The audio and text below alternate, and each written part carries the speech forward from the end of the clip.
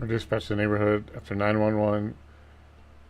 Caller reports a woman chained at the neck. Reports a woman chained at the neck, yelling for help from a broken window of a house. As officers arrive at the location, they have no idea how fateful their actions would soon be, as the full story plays out on their body cams. Put the door down? Yeah. I got a bunch of loot. Yeah, it's... let's shut back. That one's hard. Which window she kick out? Huh? Which window she kick out? Hang on 1 second. Which window is she at? Where?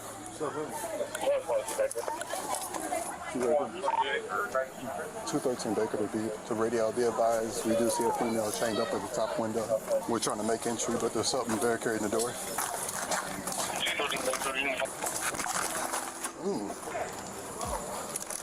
Yeah, this board's there too. He's boarded up everything. Everything's boarded up.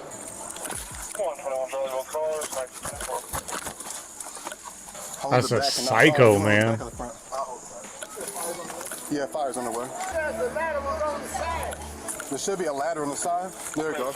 You want to get up there? All right, we'll climb through the window. They nailed everything shut. Well, we got this though. Try to keep the door in, but everything is boarded up. You want to go first? Like this. That's the same. Hey, wait. I need you to show me how to convert a Word doc to a PDF again. Seriously? Is anybody else in there? He did what? Is he Hispanic? Hey, there's a Hispanic male down the street with his friend. That might be who it is. He's got long hair. Long hair on the top or on the sides? Yeah, he's got long hair. Where's the Sorry, kid? sir. I know he's got it on his feet. And he's got it on his But there's no one else in here, right? No, you can check. There's no... Is it just you in here? No female? God, and look at the condition of that fucking house. It's disgusting. All right, we got fire coming, so give us a second, okay? I'm sorry. No, you're good. Anytime you do the right thing. You can check everything. There's nobody else. So is he a clean cut Hispanic male? He is, yeah. He's down the street. Clean cut, no doubt. He's kind of big. Huh? Yeah, let's clear real quick. Make sure. No, we got his kittens down there. We got our 5 kittens, so watch out for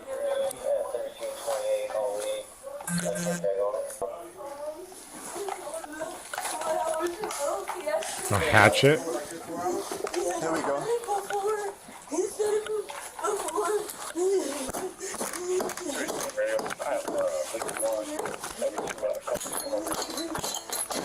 Hold it on her neck so it don't break it.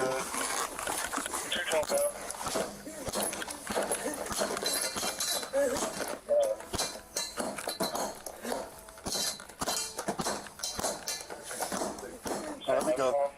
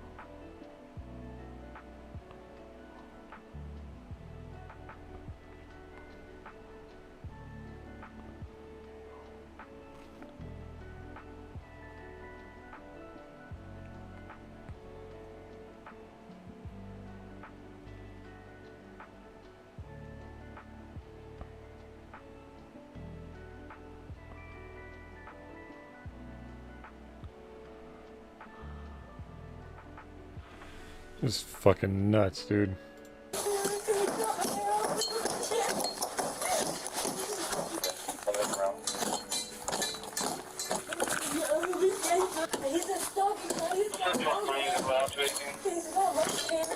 Does he have any firearms? No, I don't think so. North 33rd and Portland Plaza. The spot machine gun with the very much. What's this for? Basically, gets me to dance naked for him. People that want to change the Gets her to dance naked for him and chains her up. Hey, President, she's going to be on a T-Line, 537 South 3rd Street. There we go. 203. Thank you so much. You want to try to make exit through the He's got the side door locked. You have to get in and get out. Can you get out? Yeah, I don't have a key to get out. You have to have a key to get in and out. Well, it's time to break another door. Chop down another door. Front door is he's got it. Well, you can't open it. The door's he's got it locked. Oh, he screwed it in. He's got a screwdriver in this other room. It's locked. In the kitchen to the left. Nobody's in the basement, right? No, nobody's here. 3 Baker, are you on the other side of the...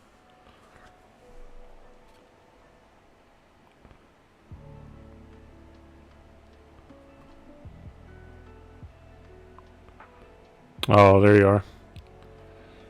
So this lady was chained to the floor. They just...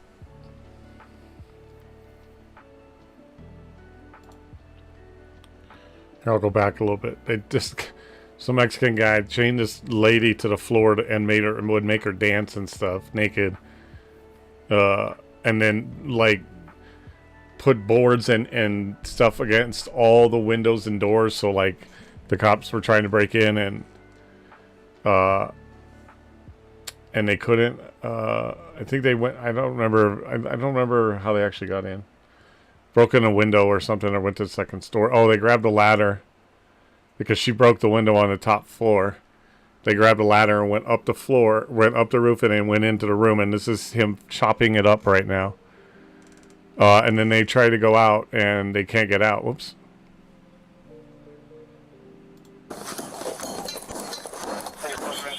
I wish I could get rid of this stupid thing right here.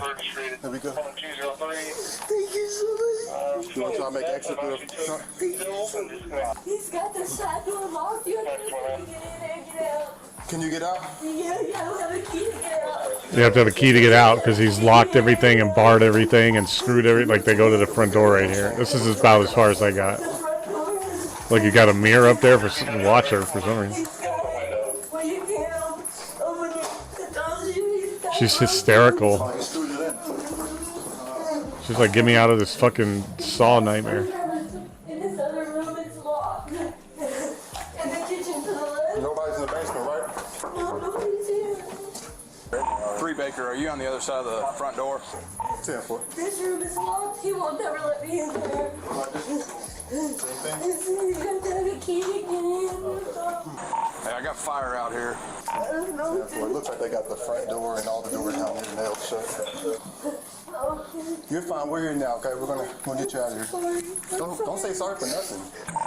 You need fire to force this door. 10-4. We're clear of it. You can go ahead and force it. You bust that door. All right, let's go in here real quick, okay? That's fire. They're forcing the door open for us. He called me on the phone. He's like, I can see this lady. She's chained up. I was like, I'll be right there. Guy called and said I could see a lady chained up. I don't know how he saw her in the second story.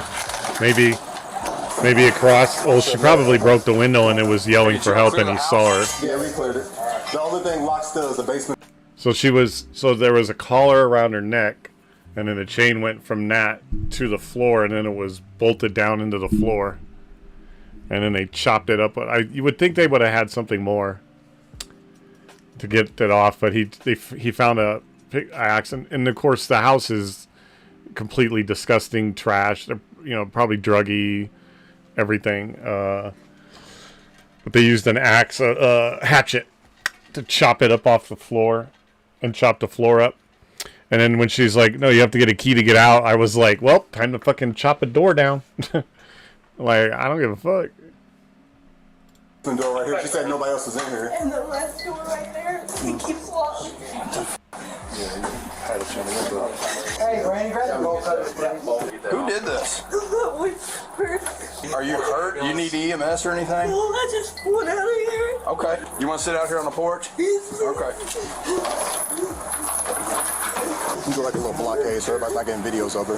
Just block with your body here. I don't want everybody to see her. How long you had that around your neck? 4 hours, maybe 5. We have a 4 or 5 hours. 1-year-old daughter. We have a 1-year-old daughter together. My aunt. This is a pretty severe case of domestic abuse, domestic violence. They have a 1-year-old daughter. That doesn't mean that they're married or anything. He could have just knocked her up. Oh, she says it right there. Maybe I'll just shut up and let her talk. She's not really talking though. She sups up and she's hysterical. But she said that 4 or 5 hours that day. That's just that day. I don't know. I don't imagine that that's a brand new thing that just happened to her. And even if it is, it only takes one time to fucking lock that dude up for. You know what they should do is lock him up to a fucking concrete floor in a jail cell for, you know. But then it says my aunt has custody of the 1-year-old. Custody of her. Okay. And that's why he's always fighting with me. Because they wouldn't let her go home to this house. He said, you're not going nowhere. Yeah, and if you looked in the house is trash. It's disgusting. It's uncouth, unclean, dirty. There's probably drug shit everywhere, alcohol shit everywhere, dirty clothes. Nothing's clean. It's disgusting. He said, you're going to do it nicely or we're going to do it the hard way. When he left, I tried getting it off the floor. I got. In case you can't understand her supping, she said that the guy told her we're either going to do this the easy way or the hard way. Close enough to the window, I broke the window and yelled at the neighbors. Just hold really still real fast. You want to go like 30 feet? Might be easier to cut the link on the chain. How scary is that? Look at what they're using, these big bolt cutters to get this thing off of her neck. What kind of car does he drive? He don't have a car, he was with his friends, but I don't know, they picked him up in the back to take something back to Lowe's. You know,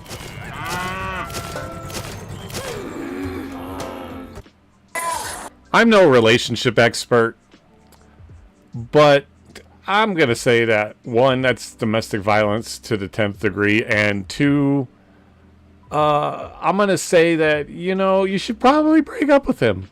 I don't think it's going to work out.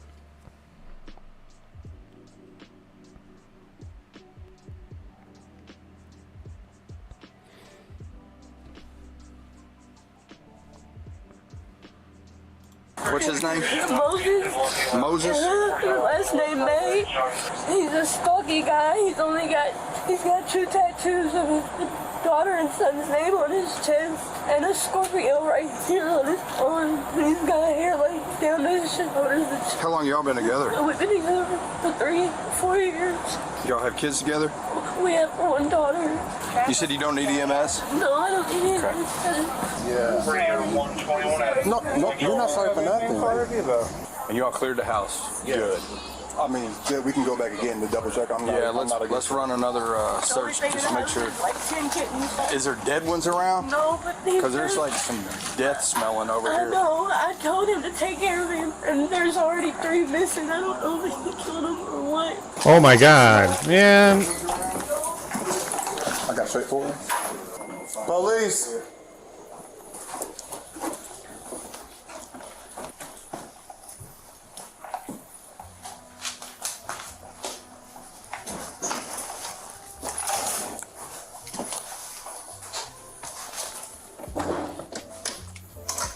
I'm wondering why all these are nailed shut.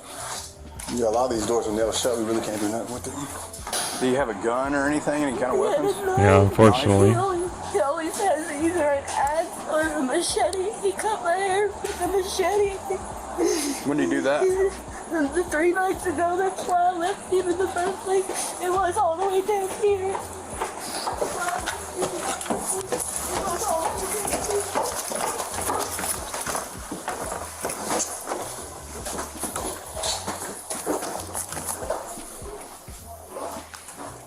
Look at this. See, this is it. The whole house looks like that.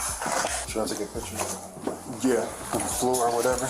Yeah, it shows what Chained up right here. Yeah, that's the chain right there. Yeah. Or that's where it was connected to. Did she rip herself off of it, or did no? We had to hit it with this axe. Dang. I guess that's the window she broke up. Yeah. Good for her. It makes you wonder, like downstairs though. Hopefully no one else is in here. Dude, for real. He's got locked doors. Wouldn't that be probable cause at that point?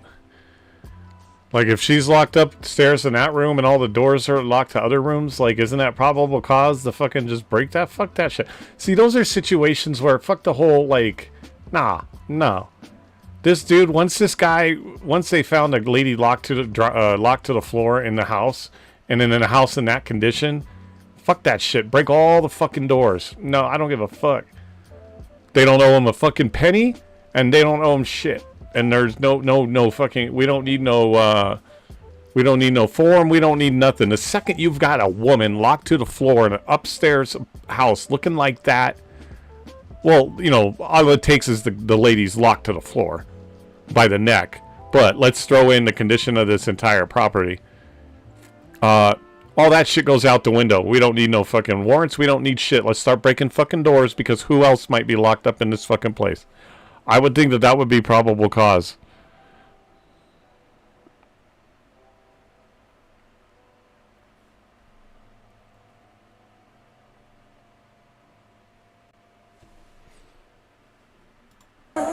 Yeah, I'll be right back, okay?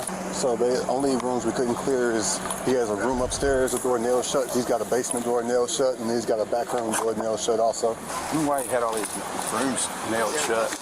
No tattoos on his face, but he's got one. It's a Scorpio right here. Yeah, she's doing okay. We can go ahead and leave everything like it is. It's a crime scene right now. So What do you mean it's a crime scene? But do you live here? No, I live at the corner. I mean, no, she's been staying with me. She stayed with me last night. She's fine. Did that lady just ask, what do you mean it's a crime scene? Long hair. Is it clean cut or is it just long? I really don't look at him too hard you're good. because I think he's ugly. Oh, Be careful because he's got a brand new machete. He always carries a machete, but I don't know if it's here. Did he hit you or anything? Is he? He smacked me in my face. And you've been here for, you said, 3 years. yeah, but you said you left. Yeah, I left a couple days ago when he cut my hair off. When did you come back?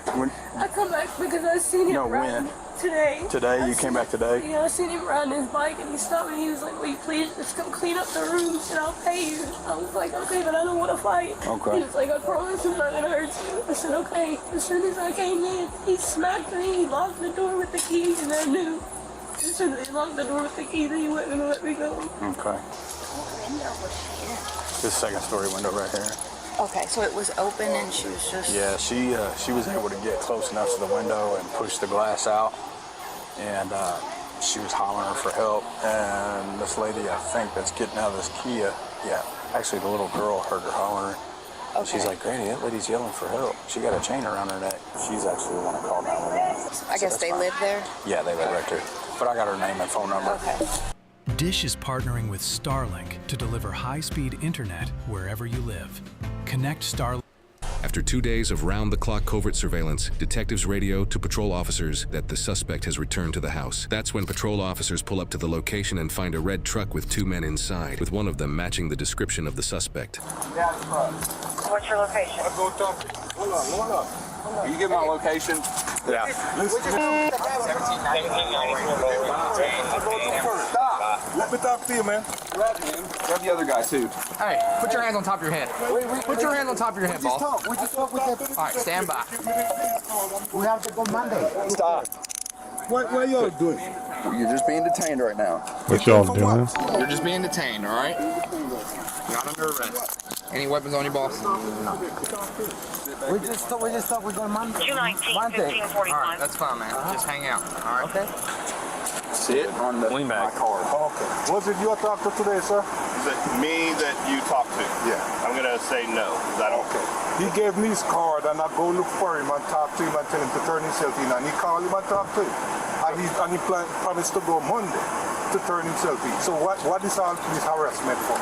It's not harassment. It's called doing our job. You're being detained right now, and as soon as this is all figured out, if you're not in any kind of trouble, the handcuffs will be taken off. You're not being harassed. Okay, but that's not nice. I don't like it. Sit down. hold on. All right, who is that? Jonah. Who's Jonah? The girl that was held hostage. Okay. Hey, Jonah, how are you? This is Austin No, Clemens. you're not on speaker, baby, so you gotta hold up. Jonah, can you describe the suspect for me real quick? All right, is he Hispanic? Yeah, that's him. That's the suspect? That's him. I know him. All I've right, seen him. we'll give you a call That's him. shortly, Jonah. That's him. All right, boss. What's your last name? Moses May. Your first name is Moses? Moses. Spell that. M-O-E-S-E-S. M-O-E-S-E-S? No. I mean. It's just you and your girlfriend that live there? Yes, you know what we can get Girlfriend in there? No, what she the drama thing. Drama things, what do you mean? Like for the KTT, but that was not a right. Really happy. Just because she not did what she wanted. Shout out Cat92. Hey, what's up? Or she might just be dropping a follow. Look at that dude. What's up? Thanks for coming in. We're watching. I don't know if you want to come in right now. The video we're watching is a little crazy. We like to watch TikToks. So this is the channel where I do my my podcast. So I just met Shadow Cat. She commented on one of my TikToks about being a friendly raider. And normally, so on my podcast, I tell my story and everything. But we like to do TikToks and we like to judge TikToks, except for tonight when I was going live on my YouTube one. I saw this video about this lady that got chained to a floor. And I was like, we need to see what this is all about. But normally we scroll TikTok and we judge TikTok. So if you're on there, we're going to judge you. But we like to have fun with them. We laugh at them. We cry at them. We judge them. We watch all kinds of stuff like this. But normally I started my podcast to tell my story. Which... judge me. Yeah, we're going to judge the fuck out of you. After this video, we're going to go find her TikToks. I was already looking at some of them. She's a little sus. I don't know if I could trust her. No. But I did see your comment. You know, we don't have to talk about it now, but you saw the video about where I said the little clip of do you ever feel like you're falling when there's nothing to stop you? Yeah. I have quite the story, so videos like that are kind of a byproduct of my life, so mental health matters. Yeah. Which I'm actually battling with that a lot. That's why I actually started podcasting a year and a half ago. I started streaming a year and a half ago after I got home from the hospital. And then I started a podcast to share my story. But so a quick little, I'll try to make it like quick so you don't have to sit here for hours and listen. I mean, not that you would, but so I drank for 34 years. I was an alcoholic for 34 years. Drank myself to death, literally. In March of 23, I went to the doctor for a shot that I got at a hospital that ironically I ended up in the ICU in that hospital because I got a job working security, and to do the job you had to get shots for things like Hep B and all that stuff because, you know, patients are crazy, drug addicts come in there, everything. And I had a reaction to the shot, and when my boss one day told me to roll my arm up, my arm was completely purple from like top to bottom, like completely black and purple. So I went to the ER, and then they came back, and I kind of knew, like I knew at some point it was gonna happen. But they came back and said I had severe cirrhosis of the liver. If I was to drink another beer, I could die. That was March 3rd of 2023. That day, after they said that, I literally, like, I knew it, and then I thought of my daughter, and I thought of, like, you know, I don't want to die, and so I stopped that day. But that was 8 months before I slipped into a coma, and I almost died anyway, because my liver was so far gone, and so bad. It was rejecting my body, pushing fluid into my body. All kinds of things started happening. I got super sick. And then 8 months later, I slipped into a coma, and I like almost, they called in a priest. They called my daughter, who absolutely lost it, called my ex-wife, and called in a priest to pronounce me dead because they said I wasn't going to pull through. Somehow I did. And the nurses and all the doctors and everybody, I mean, I went through hell. Like, I could tell you horror stories. And hold on, sorry. That's the problem when you drink for 34 years and have a liver transplant, your brain stops working. Not that it ever worked before that. But then, oh yeah, I pulled through, and then I got lucky enough to get a liver transplant. I got lucky. 2 hospitals actually turned me down only for the simple reason that they didn't think I would live through it. And that's understandable, because you're not going to waste the liver if the person isn't going to survive it. Right? That liver needs to go to somebody that has a viable chance of surviving. I have holes in my brain. I get it on the brain not working. Yeah, that's what happens all the time. You'll see me talking, and then I'll just stop. And then I'll, like, I won't know. Or I might say something, and then you'll respond in the chat. And I'll literally ask you guys. You can ask Dream Roses. She's been my mod forever. I'll have to have you guys prompt me on what I was talking about. So yeah, so you understand. You get it. But then I got lucky enough on January 13th of 2024 that I got a liver transplant and survived it. It's been a long road. I lost everything. I couldn't handle relationships. I was going to be homeless. I don't have a car. I lost my jobs. I had to move home with my folks to start healing, which is where I still am right now, trying to get out.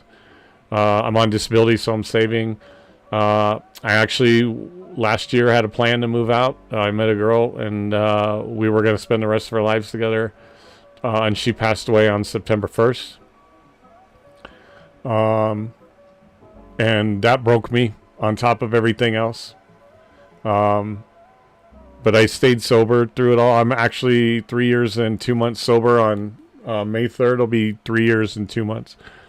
I'll never touch that again. My daughter almost lost her dad, and I would let down my late girlfriend and everybody else if I did. So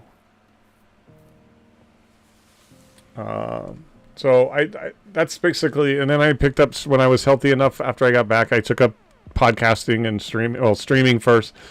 And then I needed to share my story, because at the end of the day, I just want people to have a better life than I've had.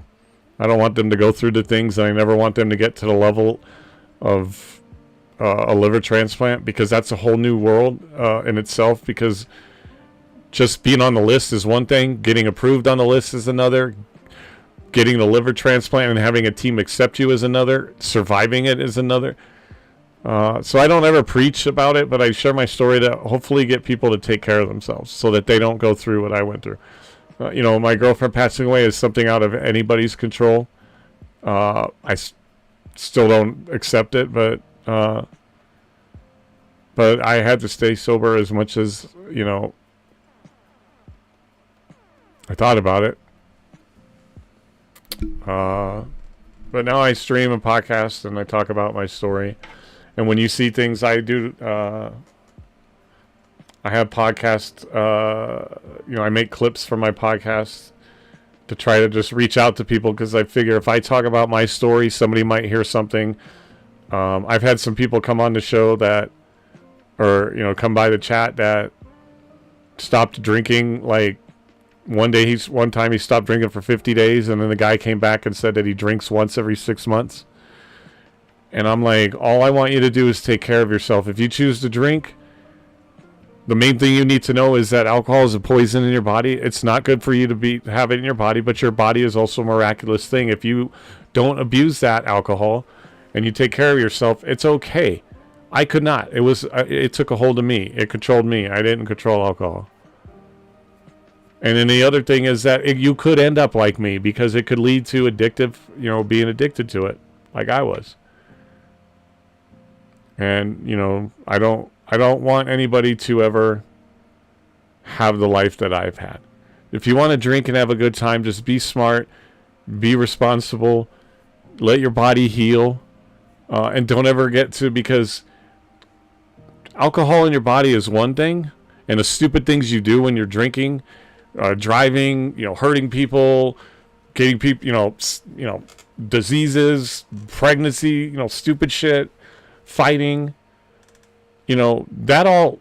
that's not even the world that you're going to get into if you get to the point where your liver says no more. That's a whole nother set of problems on top of it. That's like a whole separate set of problems. Because I stopped drinking, and once you stop drinking, clearly it didn't stop anything, right? 8 months later, I still almost died. Like I was drinking up to that day. So, that's it. But I've been battling mental health a lot. So, my daughter is here. Losing my girlfriend last year was the hardest thing I've ever had to deal with. If I could go through what I went through 10 times over with the transplant and the being the sick, I'd go through it 10, 100,000 times. That's not really a number, but you get my point. If I could have her back. That in itself is a whole nother thing to deal with, but I would dishonor her memory and what she believed in me if I were to start drinking. But I will say this on that note, is that I try to tell people the most important thing that you need to do is treat people good, and we don't do that enough in this world today. And I don't know if you're married or you have a boyfriend, girlfriend, it's 2026, whatever. I don't know if you have a significant other, a partner, whatever you say. But I always tell people, like, your significant other, like, I don't ever want you to ever think, like, anything bad of your significant other. I don't want you to think of them passing away. But what I want you to do is every day treat them like they are not going to be here tomorrow.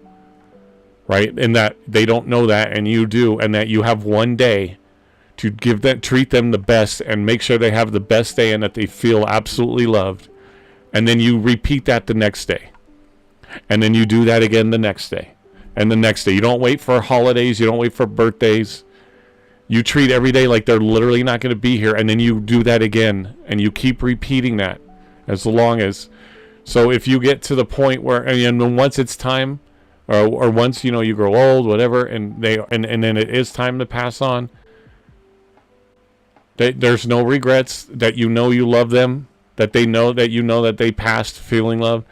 Because the last thing that my girlfriend said to me, and I said to her, she said, "I love you, Anthony," and I said, "I love you, Taya." And then she was taken into the surgery and never woke up. But I mean, she was like God's gift to the world to me. And she treated me like amazing, like no one ever has. But those were the last words that we said to each other. So if you treat everybody, so stop. Like if you think you're going to get angry at somebody, or you're about to walk out the door and say something, just stop. Just treat them like they won't be. I don't want you to think of them dying, but I want you to treat them like they're not going to be here tomorrow, and give them the best day possible, and continue to repeat that. Don't wait for holidays. Don't wait for special occasions. Don't wait for their birthday. Don't wait for them to do something nice to you. And it's the little things, right? Do little things.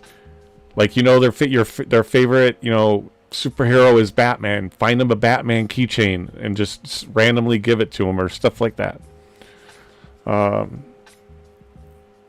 So, I bet you weren't expecting all this when you decided to, when we were talking a minute ago, did you? But I actually, I have clips. You can see clips that I've put up. Which, by the way, I did make a couple new clips, which I'll probably show here in a little bit at some point. Like, this was the one. Where's that one? The one that I just made. Right here.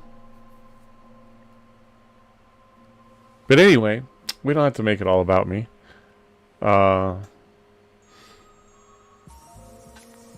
What's your story, Shadow? Do you want to be called Shadow, Shadow Cat, Cat? Is Cat short? Let me try to figure it out. So one of the things I ask people all the time, and if you want to see any of my clips, you're more than welcome to. A lot of them are up on my socials. I just made a few new ones that I'll show, but I always ask people what their tag means.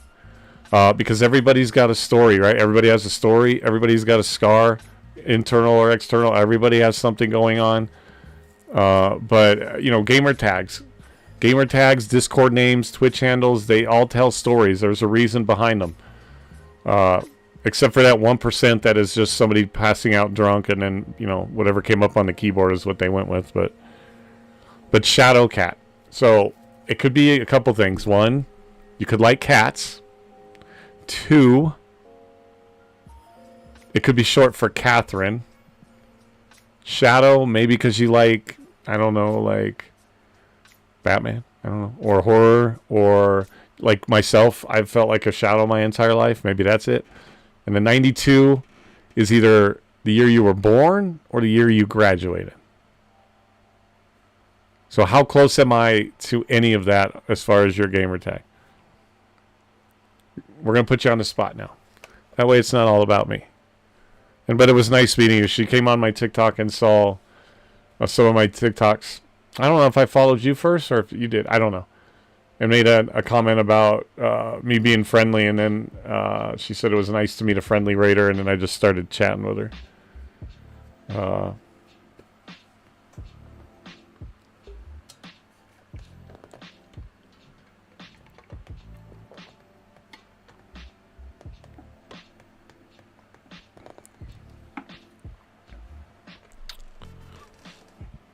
We don't have to. You're saying that what she's telling the police. Yeah, it's not drama. Yeah, it's drama. Yeah, it's not. It's drama. Hey, you go with this dude? It's drama. Yeah, you know what the drama is? The drama is I'm being so dramatic. I was chained by my neck to the floor of a second-floor-y freaking trash drug house. Yeah, I'm being dramatic. Free to go. So you have to train me up on that, brother. Back to the academy for this guy. Upside down. You put him upside down.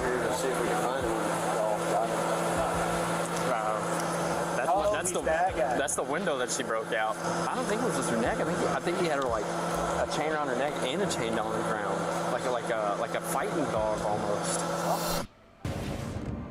Yeah, she was chained around the neck with a collar and then a long chain that was bolted to the floor by a bracket.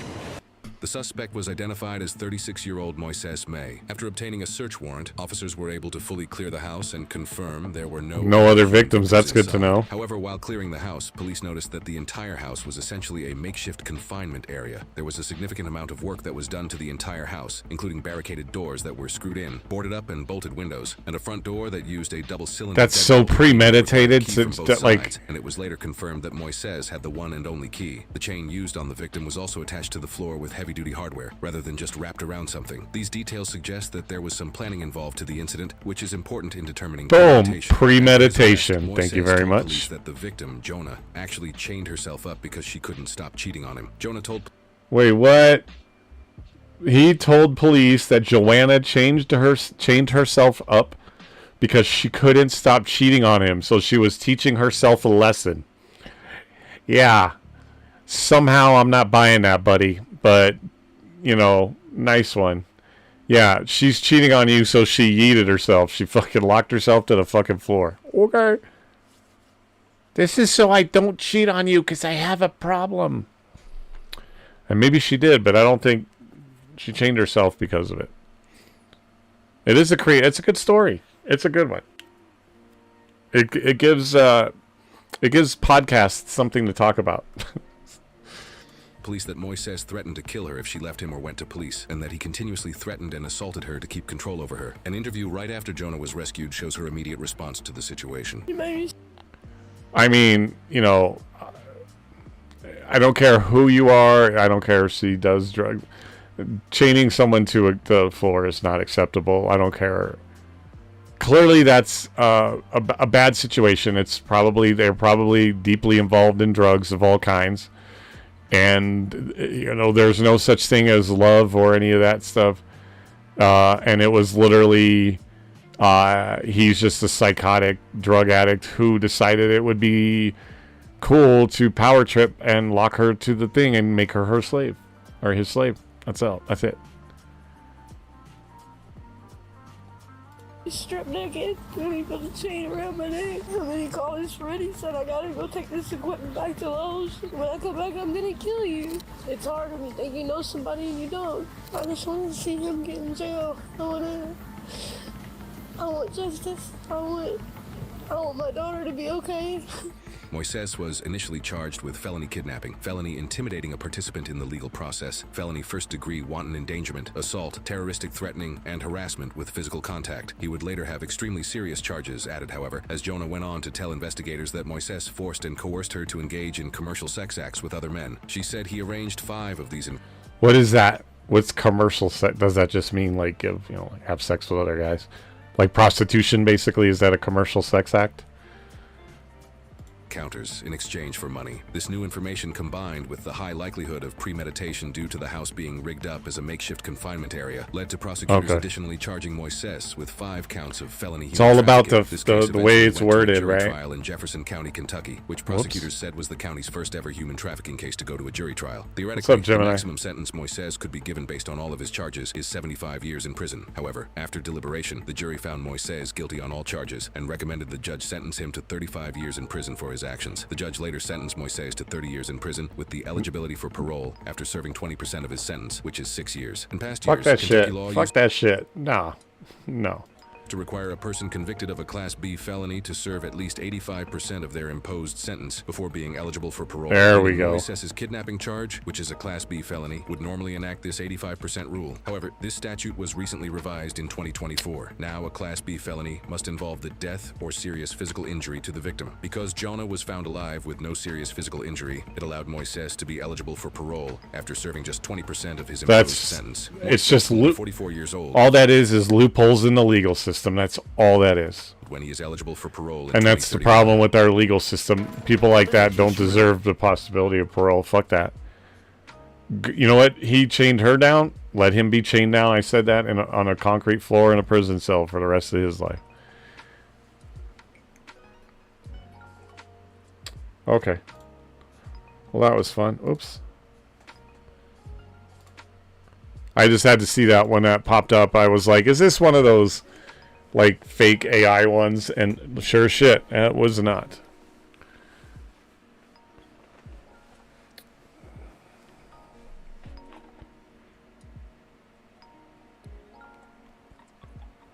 Why is so...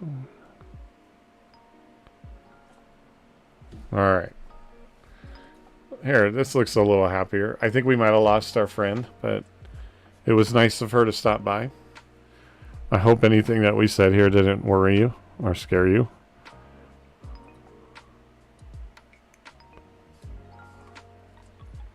Oh, there you are. I didn't know if you had to go or not. Normally when I ask people questions and then I figure that they had to go or something. Yes, I was referring to you. I was referring to Shadowcat. I said our new friend. I thought maybe you just decided like this is not the conversation for me and took off. I was talking to a friend. Oh, you know, I don't think we allow that here, right? We don't allow talking to other friends when we're no. There's certain rules, and you know, like we don't do that. You don't talk to friends. I'm just kidding. My friend in the UK just got out of the hospital. Oh, great. Now I feel like an ass. Okay. Well, thank you guys for coming. That's the podcast. I'm going to go hide my head in embarrassment and shame.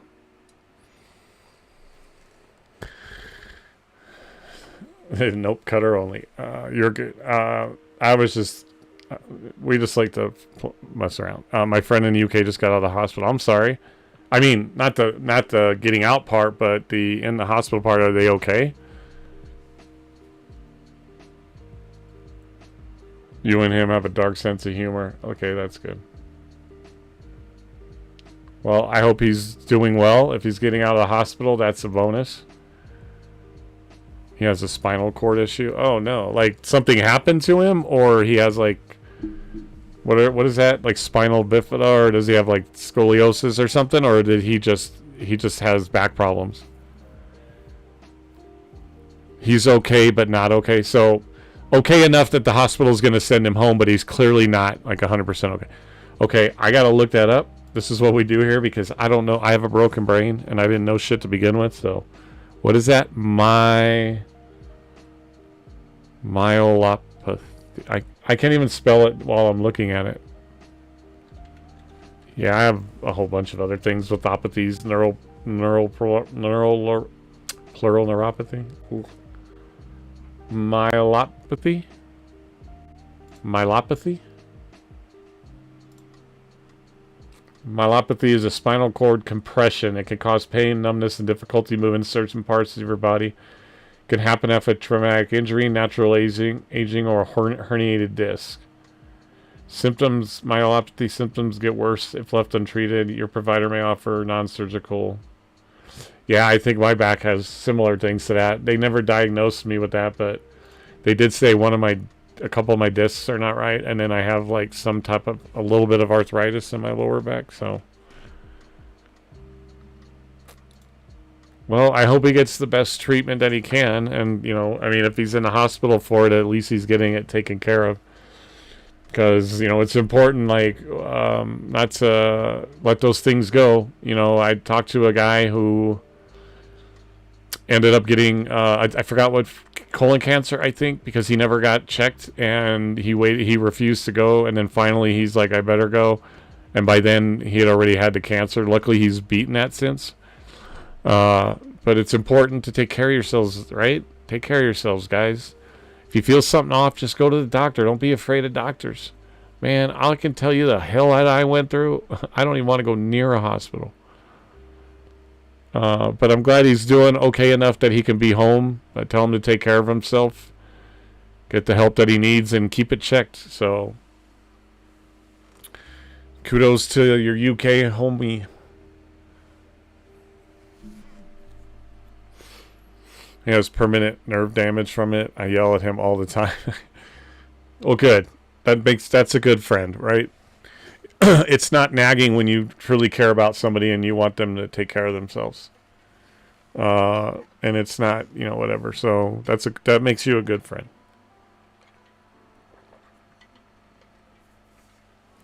My back hurts all the time, but a lot of it's because of the stuff that I have, all the extra problems I have from the transplant. Yeah, and he yells at me because I have MS and refuse to take it easy. Well, MS. So multiple sclerosis. Is that what it is?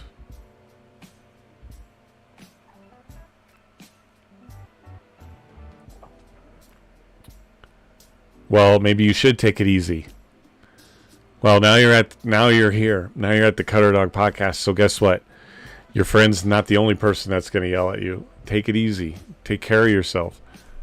I need to look that up a little bit because I don't know all the single mom of 5. I can't take it easy. Oh, yeah. Well, that's because I don't think they're going to let you take it easy.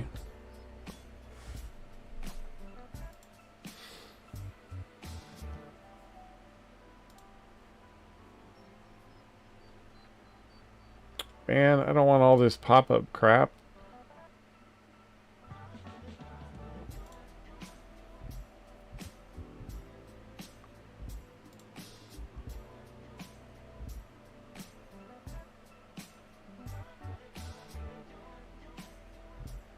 It's a chronic disease where the body's immune system attacks the central nervous system, which consists of the brain, optic nerves, and spinal cord. Okay. Well, you still need to take care of yourself. My left arm has nerve damage and my right arm spasms. My legs go to sleep. Oh.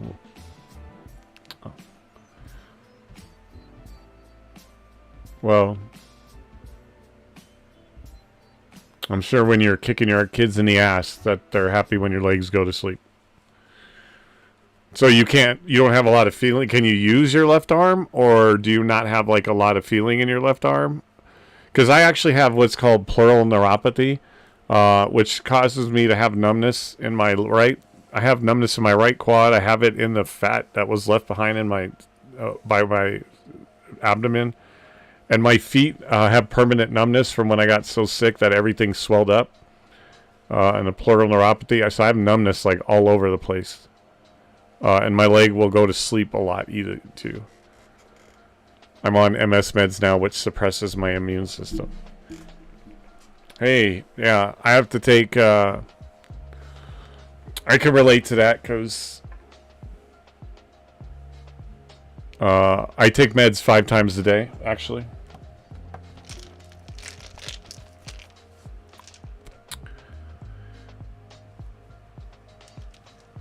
Well, there's 4, but there's 2 sets in here, so... But I have to take meds 5 times a day. Most of them are liver rejection and infection meds because I have to take those forever. But it suppresses my immune system, so there's other meds that I have to take to like counter that because my immune system is weaker because of it. But it's what keeps the liver from like rejecting my body or vice versa. So I can feel my left arm now. Luckily, the numbness went away after 3 months of treatments, but the nerve pain is permanent. I'm sorry. I mean, I'm sorry that you have to deal with that, but you know, like you said, you're a mom of 5 and you're still killing it. So, but don't you know, do anything to like, you know, hurt yourself any more than you're in the pain that you're in. And you can take it easy. You know what? How old are your kids? Because somebody in those 5 kids can take care of the rest of them. All right, somebody's got to step up. How old are your kids? You know what? If you want to share, my aunt has MS. I created a Facebook group for her when Facebook groups started to connect with other people with MS, since there weren't any real support groups out there. Hey, there you go. Well, hey, if you want to, talk to Dream Rose, maybe. My oldest is 12 and my youngest is 2. 12 is old enough to take care of all the others. Come on now. It is 2026. 12-year-olds have cell phones and practically drive cars, okay? And they think they know it all, so there you go.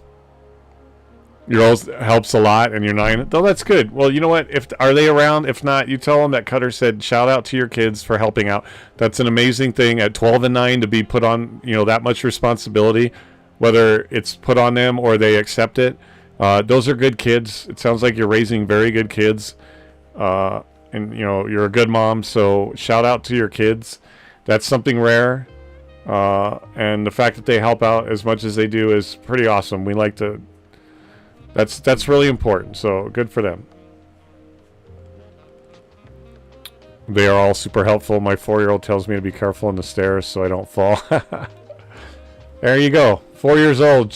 She's like, I don't have time to be 4 years old, Mom. We got shit to do. Let's go. Fucking walk down the stairs carefully. Let's go. Get your milk. Whatever you got. Take your meds. Come on. He says that's how you break bones. Well, he ain't wrong. You tumble down those stairs and you're going to break some bones.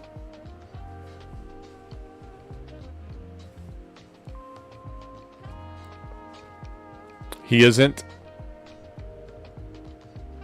What did I say? So you're going to have to help me out. What's that for? He isn't helpful? Wait. What did I see? This is what I hate. Oh, that's not fair. Because that's not fair. You're supposed to remember. God damn it. Okay, moving on. Hey, only one of us around here is allowed to have a whole, the brain farts. Broken brain. I call mine a broken brain. That's what I call mine. Holes in the brain, remember? You got holes in the brain, I got a broken brain. One of us has got to pick up the slack. And being a single mom of 5, shout out to you too, by the way. And having MS and dealing with all that, like, good for you. You're already a legend. So I will tell you a quote that I came up with after I got home and I got sick and I started like interacting with people again. because I really have been a shadow my whole life. And when I got sick, I've completely fallen off the face of the earth.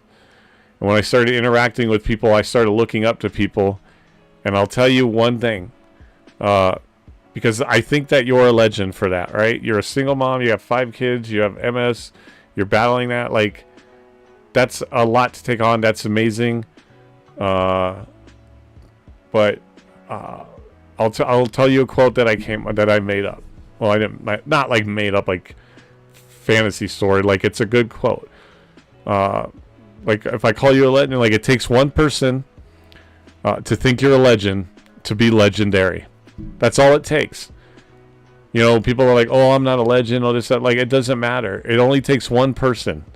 Your kids, your friend, your husband, your whatever. If they think you're a legend, then you're legendary. And for that, like, for what you do, you are a legend. So it just takes one person. You're gonna make you cry? Don't cry. You're not gonna cry. Don't cry. You feel like you're failing? Well, you read that thing that I said where sometimes I feel like I'm falling. I feel like I failed my entire life. Right? My daughter lives with her mom. I don't work. I lost my car. I don't have a lot of money. Like, what do I'm a mental wreck. I've been streaming and podcasting for a year and a half. My podcast isn't that big. Like, I'm not a big streamer or podcaster by any means. I am what I am. I don't have a lot of gimmicks. I don't do a lot of things. Sometimes every day I doubt myself. So I get it. But you're not failing, right? Are your kids healthy? Yeah. Are you healthy for as healthy as you can be with what you have going on? Absolutely. Your kids are doing well. They're fed. I'm sure they go to school. I'm sure they're educated. It sounds like you're doing a pretty good job to me. So we think you're a legend, Shadow Cat. It's very nice to meet you.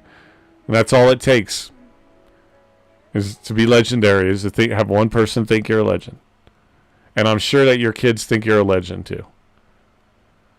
Oh, that's right. You said that you were a single mother, so you don't have never mind. I said something about husband. But that's fine. You don't even need it. But we think you're a legend. So that's what you need to work on. Or that's what you need to worry about.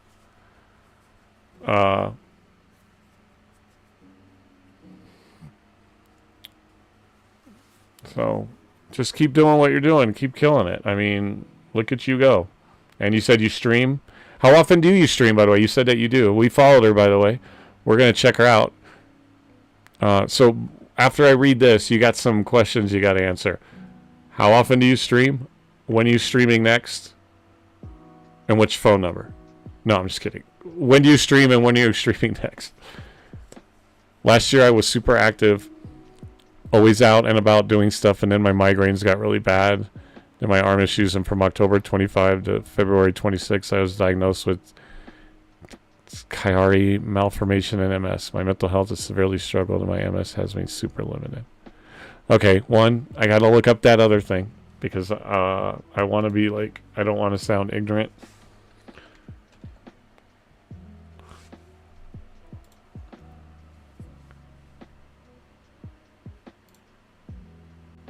Chiari, Chiari. Okay, Chiari malformation is a condition in which brain tissue extends into the spinal canal. It occurs when part of the skull is misshapen or smaller than typical. The skull pressure on the brain and forces it downward. So does that mean you have like a lump or something on the back of your neck? Or what is it? It just means your part of your brain is like swelling and pushing down? Well, you came to the right place for your mental health, even though I'm battling my own mental health issues. My thing has always been, I feel like my path is to walk alone. I don't think I'm allowed to have like good things. When my girlfriend passed, that kind of like solidified that. But I do love doing this, and I love reaching out to people. And if I can help people along the way, then I won't feel like I died wasting my entire life, only the first part, the first 50 years of it.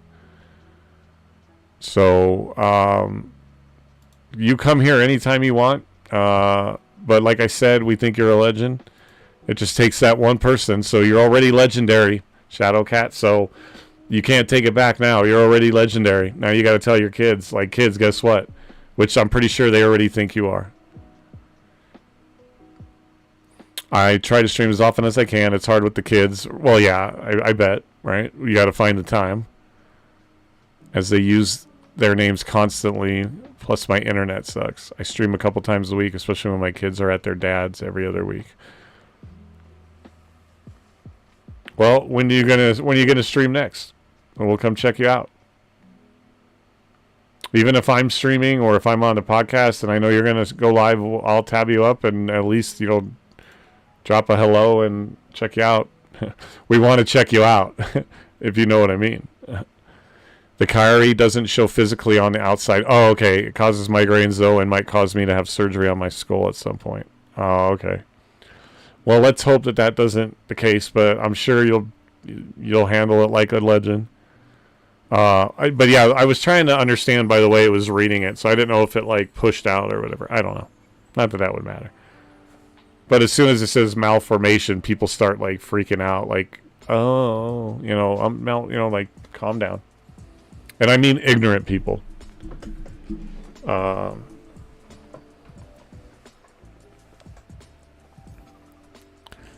trying to stream tomorrow after work. Where are you? Okay, so where are you? East Coast or West Coast?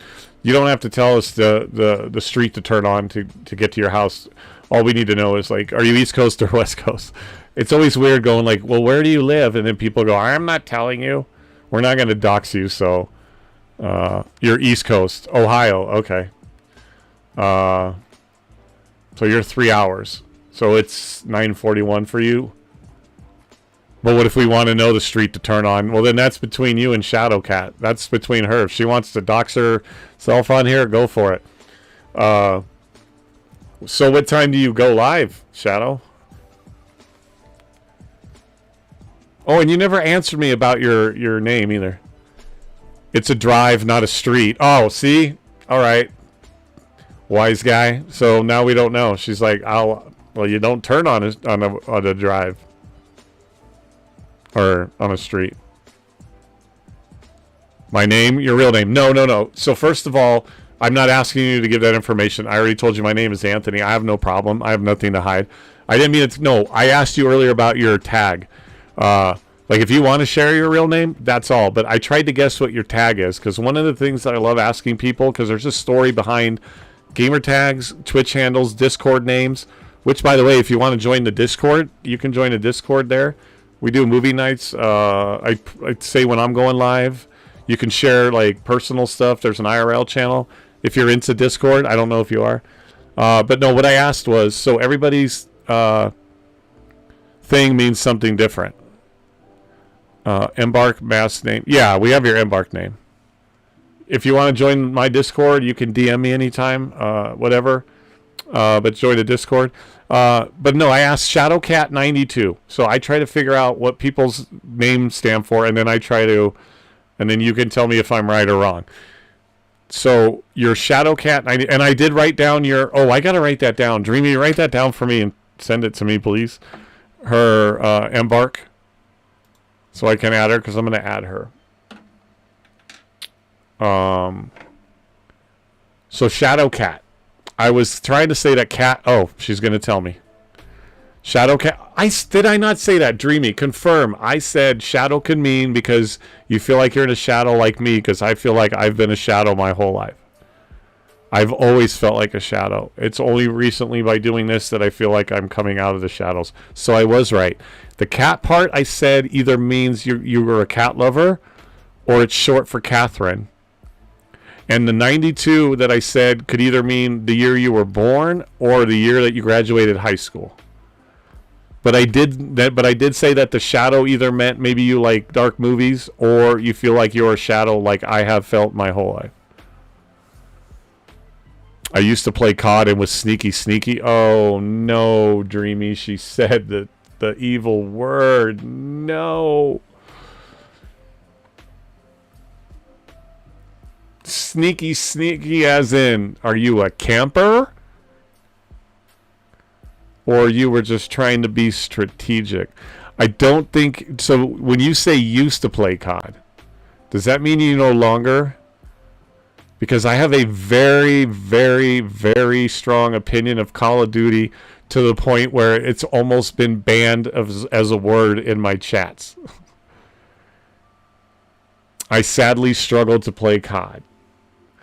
All right, I'll ask you this, because if you like to play it, I don't like people to feel bad.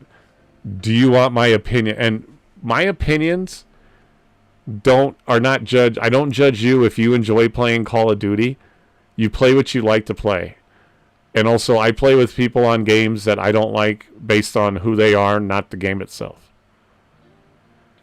Call of Duty. Do you want to know my feelings on Call of Duty? She's still cool. Yeah, she's coolish. Oh, but then I'll have to ask her the questions. Maybe I should ask her the questions that I always ask everybody. But I'll get to that. But do you want to know my opinions of that we don't have to stare at Steve Harvey's bald head this whole time. Okay, here's my opinion on Call of Duty, and this in no way, except for a certain group of people, does this refer to anybody in any negative way. Call of Duty is absolutely the biggest pile of hot garbage on the planet. It's the worst game, one of the worst games ever made. It's broken. It doesn't have a skill-based matchmaking system. The mechanics in it are stupid. It's not a good game. It hasn't been good since Black Ops 2. That was the last one that was good. And Modern Warfare 2. Those were the last Call of Duties that were decent. These are pile of shit cash grabs from a company, Activision, who doesn't give two shits a piss about their fucking fans. Activision doesn't make their Call of Duty games for their fans. They make it for their wallets. And 90% of the player base that plays Call of Duty, and this is the 90% that doesn't refer to you, unless you are grown-ass man babies or fucking stupid children who traded in their education for dope, and think that your statue in life is based on how good you are at that trash game. I hate Call of Duty with a passion. It's not a good game. Pro gamers that think that they're going to judge that they're a professional gamer based on how good they are at Call of Duty is 1000% inaccurate. You are not a pro level or a good gamer if you think you're good at Call of Duty, which is a broken pile of crap game in the first place. I made friends that became a family back when I was 19. That's amazing. I used to play, I just loved first-person games. I loved Halo. Uh-oh. First she hits us with the COD, and then she hits us with Halo. Actually, I have a tattoo. I'll show you. If you can make it out. That is a cog wheel. And that's the skull. Gears of War. I played Halo up until the third one, and then that was it. Halo took a shit after that. The first three were good. I don't think the multiplayer was ever good. That is the worst multiplayer. It was ass. I don't like it. Armor lock was one of the stupidest things ever. Halo's never had a cover system, but Halo, the first three Halos, I loved the campaigns, played the shit out of them. Then I discovered Gears of War, and that was it. I think after Halo 3, Halo took a shit, and it's not a good franchise anymore at all. No, Gears of War, not God of War, Gears of War, the tattoo that I have.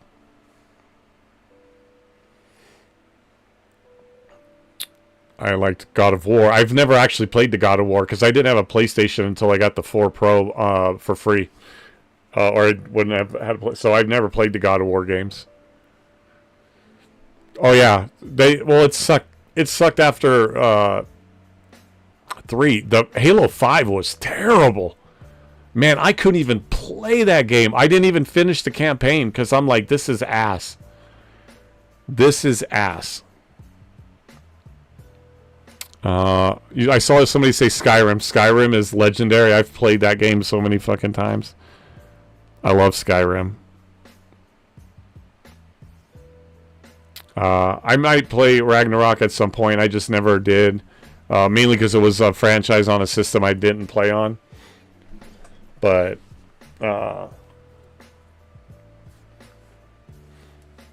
But yeah. So Call of Duty though, Call of Duty. Pfft, that's the worst franchise ever. After 2, it's a cash grabbing piece of shit. So okay, what are the questions? All right, so they're questions in the sense that some of them do have an answer, and depending on your answer depends on where you rank. And then one of them isn't really a question. One of them is just a fact, and you either understand that fact or you're wrong. Well, I'll just put it that way. There are wrong answers to the 4 questions. There are wrong answers, yes. Okay, cat is because it was fox, and I had a cat named Shadow, so I changed it to cat, and I love cats. Okay. Great. Great. That's cool, though. You know what? I don't hate cats, but I prefer dogs. 92 was the year I was born. That's what I was going to say. I said it was either the year you were born or the year you graduated. I love animals too. I'm a huge animal lover. Dreamy can attest to that. Like, as much as I dislike cats, because I think cats are assholes, I think genuinely they're just assholes. But I still love animals. I've had cats. I've had cats my whole life. But I love dogs more. I prefer dogs. But I love all animals. See, you get it. I don't know. I'm starting to like this Shadow cat a lot. She's doing good all right. Well, except for bringing up some franchises. But she saved herself a little bit by saying, kind of agreeing with it. Okay, so here are the questions. One of them... The other question won't matter if you don't answer it a certain way. But are you ready? Are you ready? Because these are important. These are important that you get these right. Activision I call fuck division. Nice. That's a good one.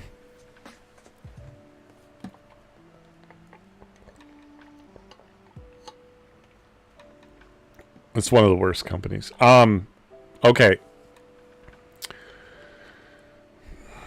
Let's see, what should I hit her with first? Okay, Star Wars or Star Trek? Oh, by the way, so 92 was the year you were born. So you're...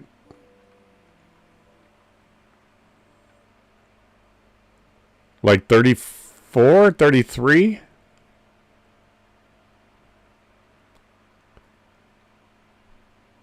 Oh my God. 34 in May. Does it? Okay, so I've got you by a couple years. I don't know if I look if I look it. But I'm very seasoned. I'm actually 53. Like I told you, I drank for 34 years. So I don't know if that bothers you or whatever. I mean, not that like we're dating. So, but to be honest with you, my late girlfriend, she would have been 39 last year. She would have been 40 this year in December. But it didn't matter. But yes, you said it right. So Star Wars, and you said Grogu, because the second you say the other thing, that's when you're going to get a ban. Also watch Star Trek, but I'm a Star Wars fan. Okay, that's okay. I've seen Star Trek, but Star Wars all the way. So you've absolutely answered it right. Age is the number I've had. Okay, well, let me ask you, and this is just hypothetical. This isn't like... in any way am I implying anything, so please don't take it that way. But being 34, would you date a man that was 53?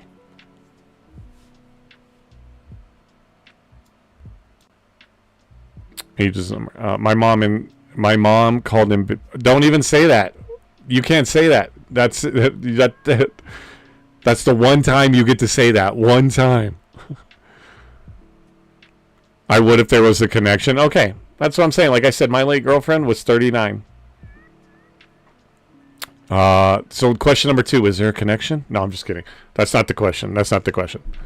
I have a Grogu tart warmer. Okay. For a second, I read that as taint. So what's a tart warmer?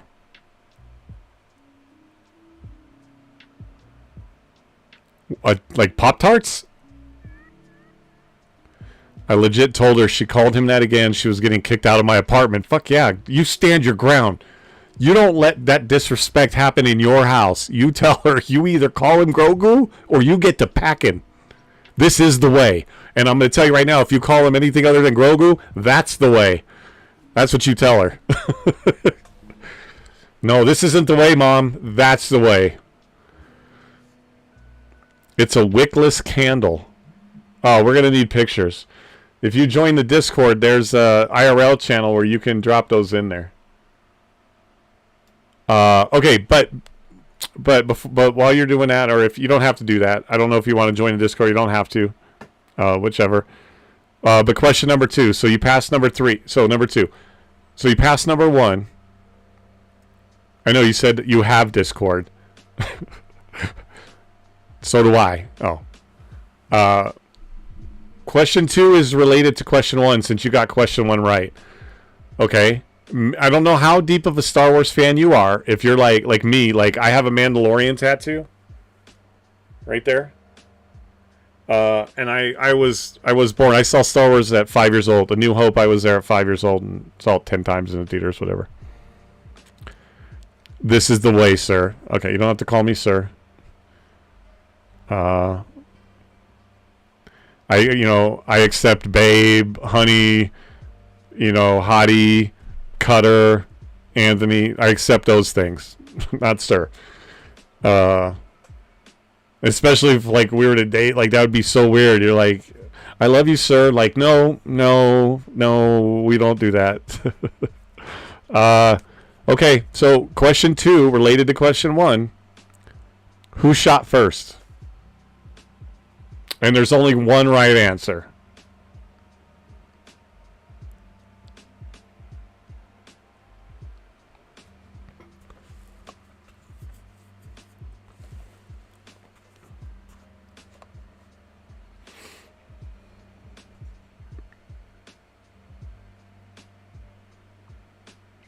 I feel like I should be doing the Jeopardy music. Do, do, do. Oh.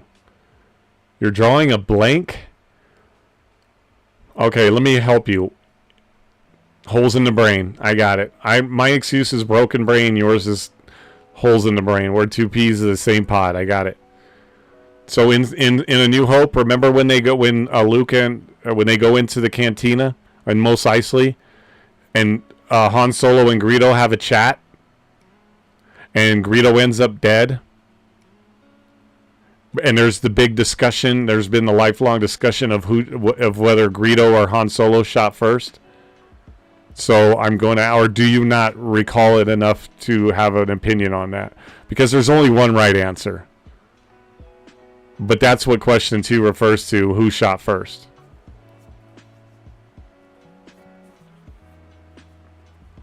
You don't? Okay, that's fair enough. But just to help you out, since you are a Star Wars fan, the correct answer is Han shot first. Okay?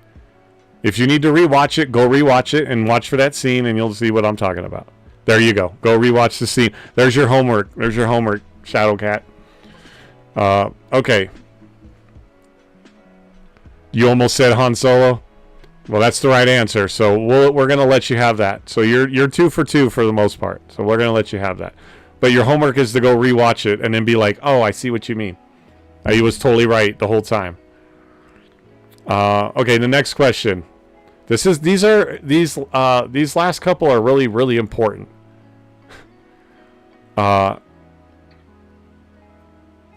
hit her with the movie one or the food one? Which one do you want first? The movie one or the food one? Those are your last 2 questions.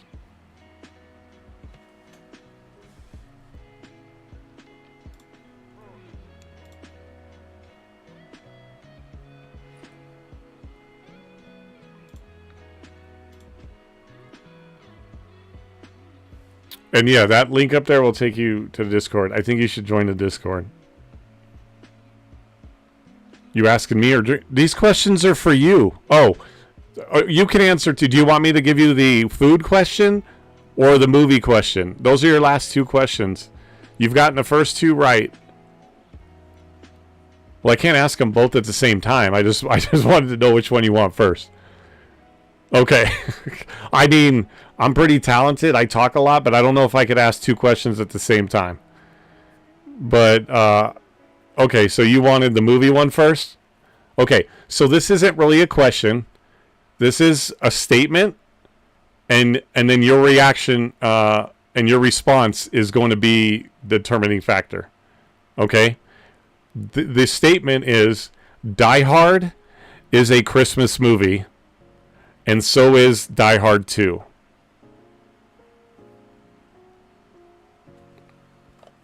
You're old enough to know Die Hard, right? 34? Yes, agree. Thank you. Because it's not even really a question or an answer you need to give. It's just a fact of life. You're not a huge Die Hard? Don't say that. Shadow, just, you know what? Stop while you're ahead. Just don't do that. Don't hit me with that. Just, you got the question right. And just be like, let's go on to the next one. I'm a huge Die Hard fan. I watch Die Hard every Christmas Eve. Except for when I was dying in the hospital. Then I didn't watch anything, really. But they aren't bad movies. They're great movies. They are. Die Hard's a fucking masterpiece. Are you kidding me? That's fair. You don't have to be. Maybe we'll ask you what kind of movies you like after that. After the last question. But you've seen them and you got it correct that Die Hard is a Christmas movie. Die Hard 2 is also a Christmas movie. Because that is done at Christmas as well. Okay, and the food one is. This is the statement, and then your response is everything. Pineapple belongs on pizza, and it is fucking delicious on pizza.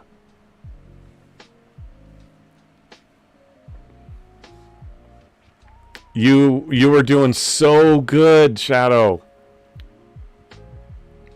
It absolutely 1000% belongs on pizza. You cannot like it and not want it on your pizza, but pineapple belongs on pizza. It's fucking delicious. It does go on pizza. In fact, it absolutely goes on pizza.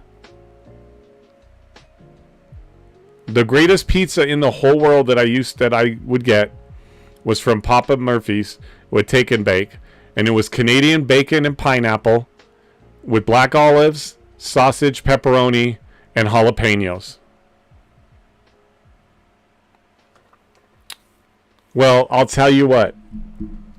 When we're dating, one, don't call me sir, and two, you just order your own pizza separate then, because mine's going to have pineapple and mine's going to have black olives. You don't like black olives? I absolutely love black olives. On salads, on my pizza. Now, now if someone handed you a free pizza with pineapple on it, would you eat it or throw it away? And yes, those are your only choices. Okay, but be careful how you answer that, because that irritates me. You cannot like pizza or pineapple on pizza, and you cannot think it belongs on pizza. But you are not going to throw food away. You are going to give it to somebody else, or you're going to pick the fucking pineapple off. But if you're one of those people that go, oh, here's how you eat a pineapple on pizza, you throw it in the garbage. That's ignorant. I hate that. Look at me. See, now I'm getting fired up, because that is ignorance, and people are starving in this country. You don't throw food away. You're a fucking idiot if you say that. I would pick the pineapple off and eat it. I don't waste food. Good answer. At that point, I'll let you have that answer. But, you know, in this scenario, if we were going to have pizza together, you would just have a pizza that didn't have pineapple on it. I would eat the one with pineapple. That's fair. But it does belong on pineapple. You just choose not to eat it. So 3 of 4. You know, 3 of 4 still keeps you in our good graces. That's not bad. 3 of 4 is not bad. I'll give it to you. I'd obviously give it to someone who wanted. Hello. You would just give it back to me. It'd be like, or you would just pick the pineapple off of your piece and you would throw it on my piece. You can't do pineapple on pizza. No, is it pineapple period? Or you just don't like the mix of pineapple with like the sauce and oregano and all that kind of stuff? Man, it is one of the greatest flavors in the world. It taints the piece. No, it taint. No, it doesn't. It just makes it that much better. So you love pineapple, you just don't like it on your pizza. Fair enough. That's fine. Just, we'll order 2 different pizzas and make everybody happy. That's all I'm saying. So that's one that you got wrong. That's one that I'll die on that hill too. You said you'll die on that hill. Good. You'll be dying on a hill without pineapple on your pizza, and I'll be dying on the hill that's got pineapple on my fucking pizza, because that's gonna be my last meal. Not wrong. You're right. No, I'm not. Nope. You know what? There's two kind of people in this world: those that like pineapple and pizza, and those that are wrong. And you know what? As life teaches us, it's okay to be wrong. There you go, calling me sir again. What did I say about that? What did we say here? Nobody calls me sir. My name is Cutter or Anthony, or Honey or Sweetie or Pumpkin or Cutie or my baby boo, whatever the fuck you want to go with. But no more sir. I don't know what that is. I can't see that. I can't see that emote. Is that like a goblin? Oh, a troll. Okay. Close enough. You think she did it on purpose? So are you being spiteful?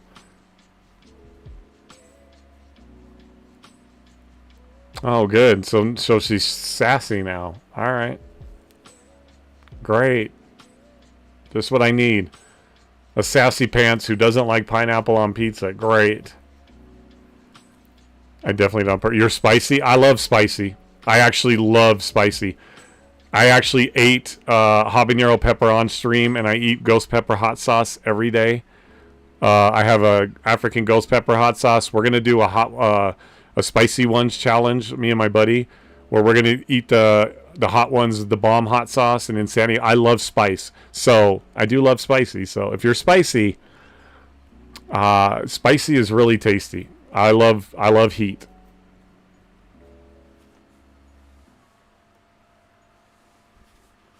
Not sassy, spicy. I like it. She's spicy. Yep, and trust me, me being a troll came back to bite you. How so?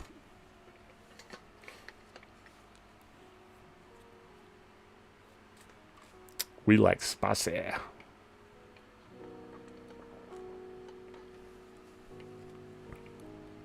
Always happens that way. Exactly.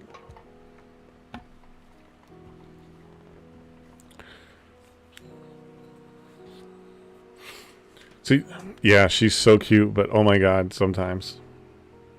Oh, I skipped a part. I'm sorry. My daughter is just like me, and she's 2, and oh my fucking god. She's cute, but oh my god, sometimes she refuses to call me mom, and she calls me dada. It's fucked up.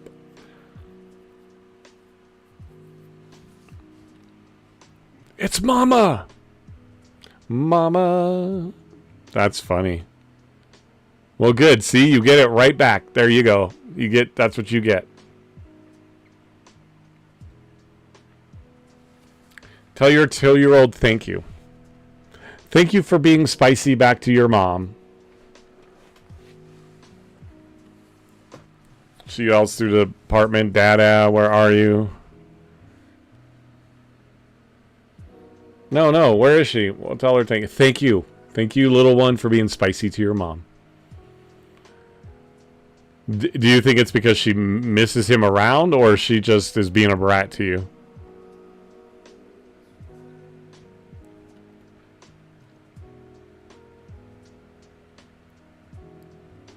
She's just a brat to me. Well, you know, karma, right? There you go.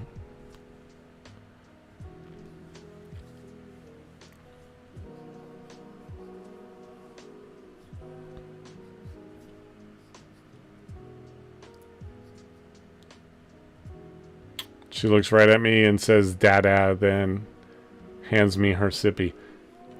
Well, maybe she just respects that you're the one doing both parts of the job.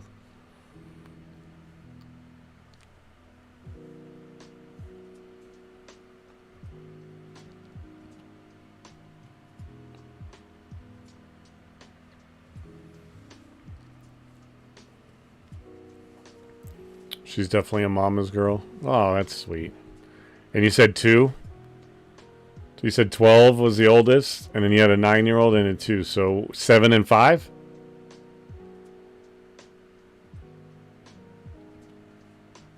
Well, that's precious. How was I right on it? Because you said 12-year-old, a 9-year-old, and a 2-year-old. I'm thinking you have a 7 and a 5-year-old too right there in the middle. Did you space it out equally?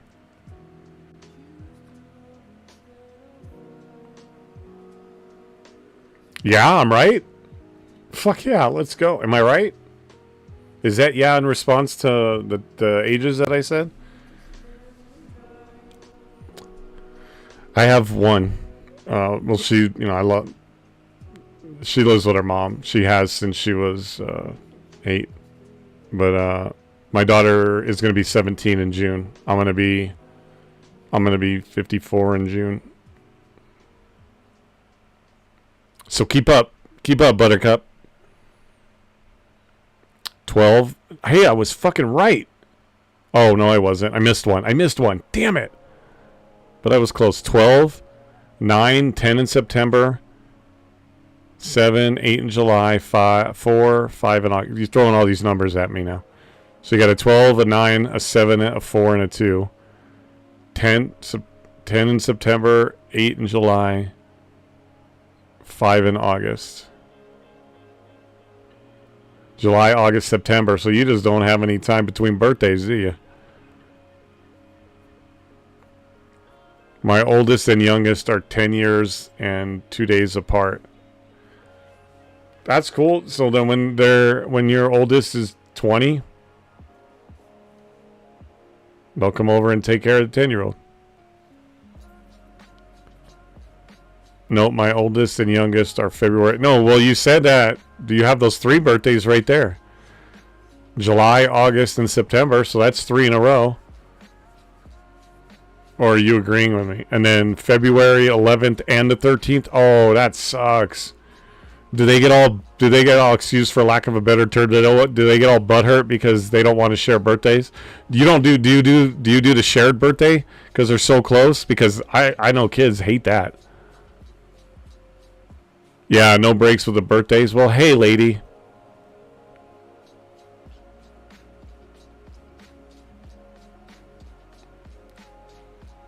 I'll say this with the sweetest of intentions. Suck it up, Buttercup. No, I promised my oldest no shared birthdays. That's good.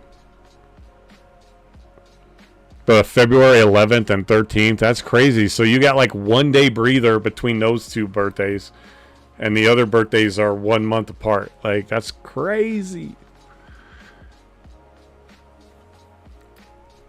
I have one daughter. She is going to be 17 in June. That's it. I was too busy fucking up to worry about any more kids. And I'm at this point, I wouldn't have any more, like, I'm not gonna make any more babies. Let me just put it that way. I got enough to put together. Because they're 10 years apart. Oh, I read that. And my oldest is a boy. Oh, shit. Hell yeah. Man of the house. You were done at 4. Doomed to be a boy mom. Then 12 days after me and my ex separated, I found out I was pregnant. She even knows the day. That sucks. And he still just kept walking. Just irreconcilable differences, or we want the deets? Was he a bozo, or it's none of our business? You don't have to say it. Hard to forget, considering I sent him to jail. Yeah, that'll do it. That'll do it. Hard to forget that. DV.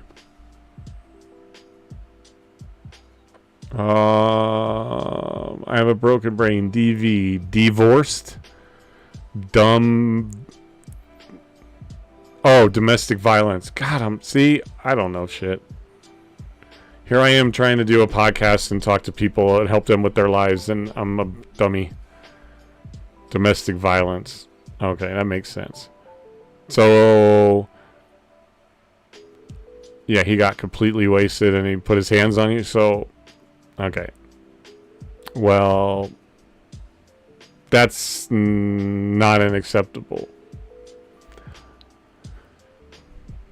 So forgive me if I say this and don't get upset, but he's a piece of shit. Any man that puts his hands on a woman is a piece of shit. He might be a good father to your kids. I don't know what level he is, but I don't respect a man that puts his hands on a woman. I've gotten angry at my girlfriends. We've gotten in shouting matches, but I've never assaulted or put my hands on a woman, ever. And I decided it was the last time. Oh, so that wasn't the first time. So it was an abusive relationship, that's just disgusting. Like, I was a drunk. I was an alcoholic, I told you. But I never, we got in arguments, but I never physically put my hands on a woman, no matter how drunk I got. I just didn't. Even drowning in alcohol, I didn't do that. He only ever did it drunk, and that's not an excuse. No, that's not an excuse. That's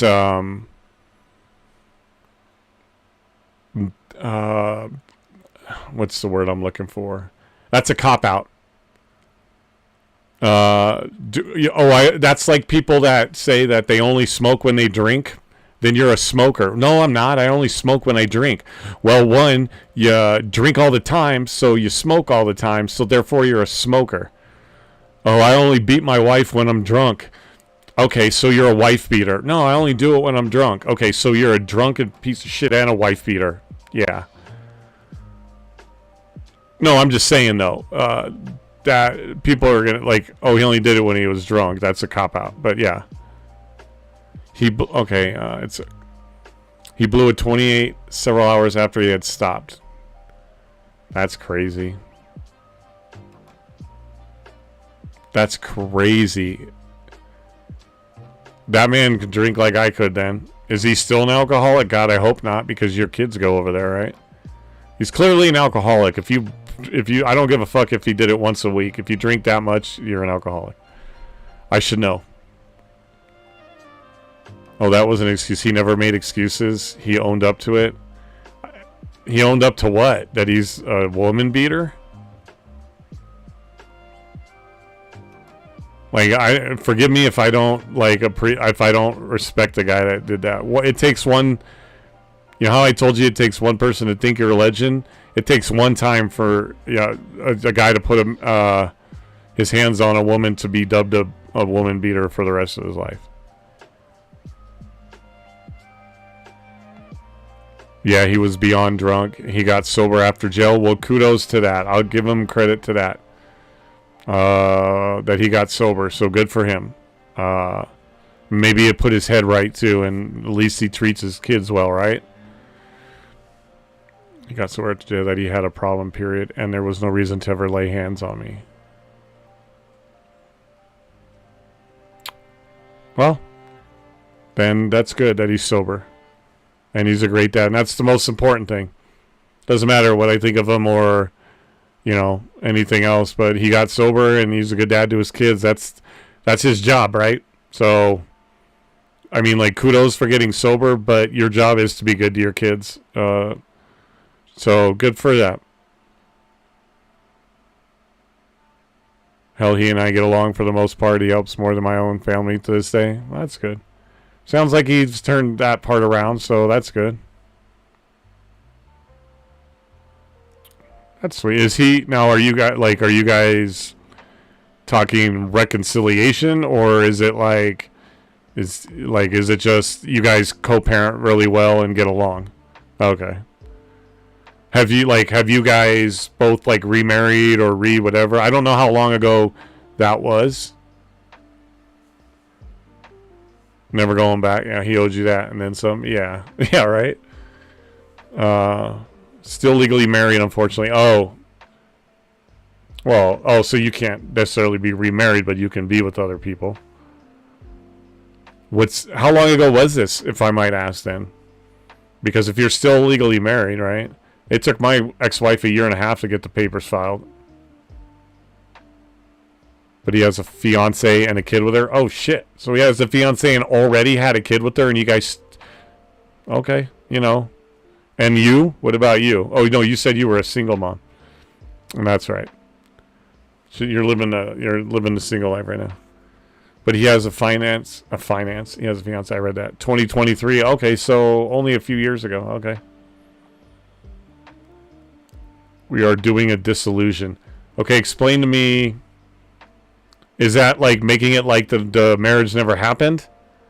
Because a divorce is different, right? Is that, I don't know what a dissolution is. Explain that to me. Yep. I tried dating and got cheated on and I gave up. Yeah, well, you just haven't found the right person. There's too many fucking bums out there.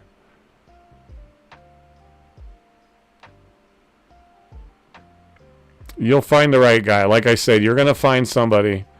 Being as legendary as you are, Shadow, you'll find somebody that is actually going to treat you like at the moment that they're with you, you're the only person in the world that matters. And they're going to treat you like you're not going to be here tomorrow. And they're going to keep doing that to you every day. You're going to. Sometimes you just have to weed through those people. Dissolution means we agree to all terms outside of a judge's orders to avoid custody issues. Oh, okay. And child support. We do everything 50-50. So you're never going to get divorced? Is that what that means? Even though he's already asked another woman to marry him, so you have to, right? Like, sorry if I'm being ignorant. So, oh, it's still a divorce. But everything is agreed upon, so that way there's no custody problem. So what do you guys do for your custody? Because mine was supposed to be every 2 days, or 2 days a week, but all that changed when I got sick, and since then, we've kind of just been like, whenever my daughter wants to come over, which is not enough, but I don't have my own place yet. You know, like I said, I had to move here. So, you know, my life isn't great. Not by any means. It was for a little bit there last year, and then it all just completely shattered. So, yeah, the kids switch off every other week. Oh, okay. So that's cool. So he's pretty close to you then, I'm assuming. For stability and routine. That's good though, right? That especially for the young ones. Especially for the young ones. The 12-year-old, they're starting, you know, 12 and 9, even 7. They're really understanding what's going on. The 4 and the 2. The 2, not so much. The 4. But it helps them it helps them stay in a routine, and they understand that it's this week with dad, this week with mom, this week with dad. Although apparently your dad every week, because your 2-year-old thinks you're dad. So your dad every week to 2-year-old. They go to his house when I work. He's right when the street. 2-minute drive. Oh, like you guys are literally. Yeah, I got you. He's right down the street. So he just. Is that weird? Like, do you see them? Like, is it weird? Like, I never wanted to know about exes being with other people. I'm like, fucking gone. Peace out. And I don't mean my late girlfriend. She wasn't with anybody. But I mean, like, exes. You know, I don't want to know about who you're fucking seeing. They could walk to his house. Okay, I mean, that's convenient. But I would rather not be living 2 doors down or 3 doors down. Great band, by the way. You hate living that close, but you do it for the kids. Well, at some point, though, you got to think about your life, right? Do you want to move at some point? Where, like, so you're on the East Coast. Oh, you said Ohio. Okay.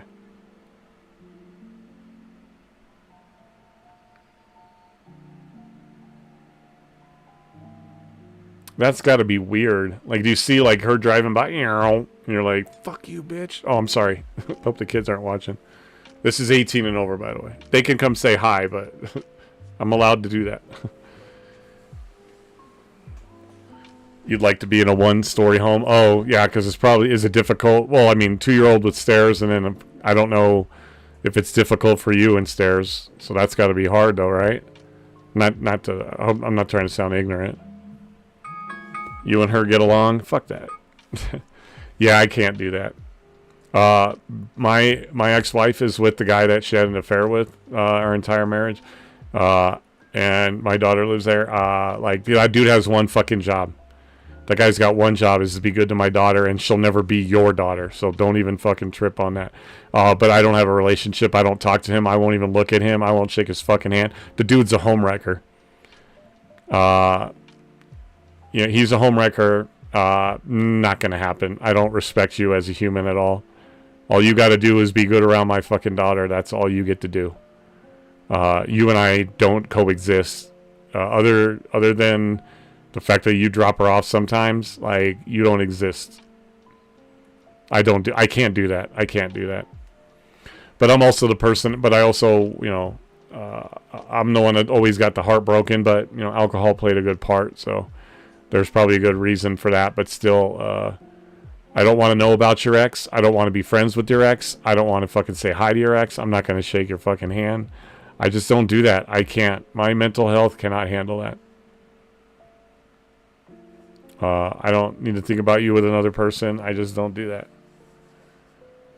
Stairs are difficult for me some days. I used to babysit her 2-year-old daughter. Oh my God, woman. This is crazy.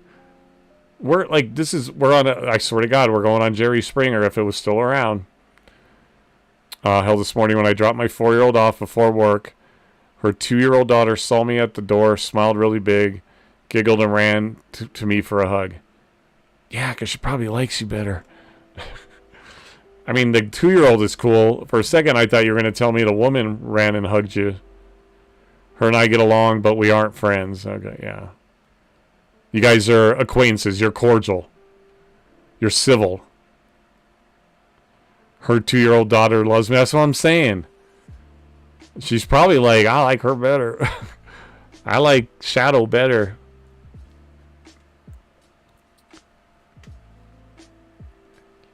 Yeah, I don't do that. I don't do the X thing. No, fuck that. Not me.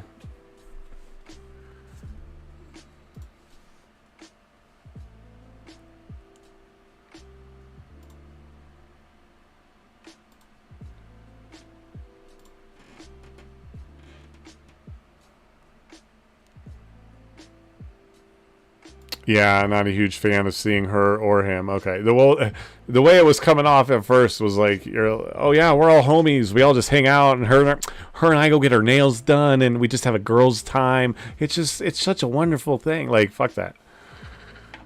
So you're civil enough that, like, which is still, I don't want to see them either. I don't want to see them. I'd rather move away and start fresh. Okay, but here's what we need to do. So you need to join the Discord, because one, I want to see whatever this tart holder, this taint holder is, whatever it is that you told me about. And so we judge TikToks here a lot, I told you. And one of the things we judged one time was a man and his new woman fighting with the ex-wife. And we're like, but did he upgrade? So like, so did he downgrade? Like, is she like, you're like a 9. I gotta be, I'm just throwing it. And she's like a 6 or a 4, right? She's ugly, right? Like, did he downgrade? He definitely downgraded. If he left someone as legendary as you, it doesn't matter what you look like. You're an amazing person. So he did downgrade just by leaving you. So it doesn't matter how you look, but. So she's skinnier. Some may say she's prettier. We need pictures. We need proof. We need to verify. Skinnier doesn't always mean prettier either, too. I'm actually, my late girlfriend was the exception. She was tiny. She was 5'3", 100 pounds.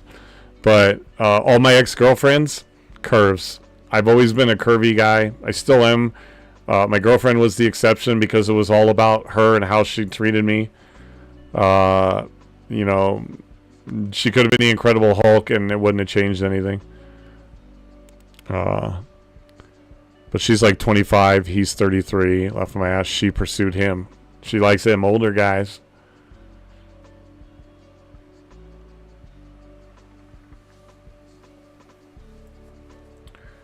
32, 33. We don't need exact age. It's close enough.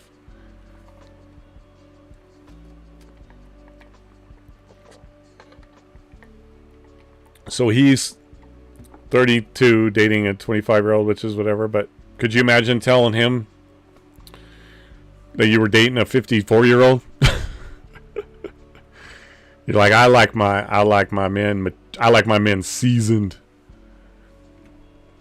He looks older than me. We'll take your word for it. I don't judge dudes. Like now the woman, we can be like, all right, let's see what this girl looks like. He doesn't even know I dated a guy, period. Why doesn't he know? Like, well, I mean, yeah, it's none of his fucking business. And you probably know because of that.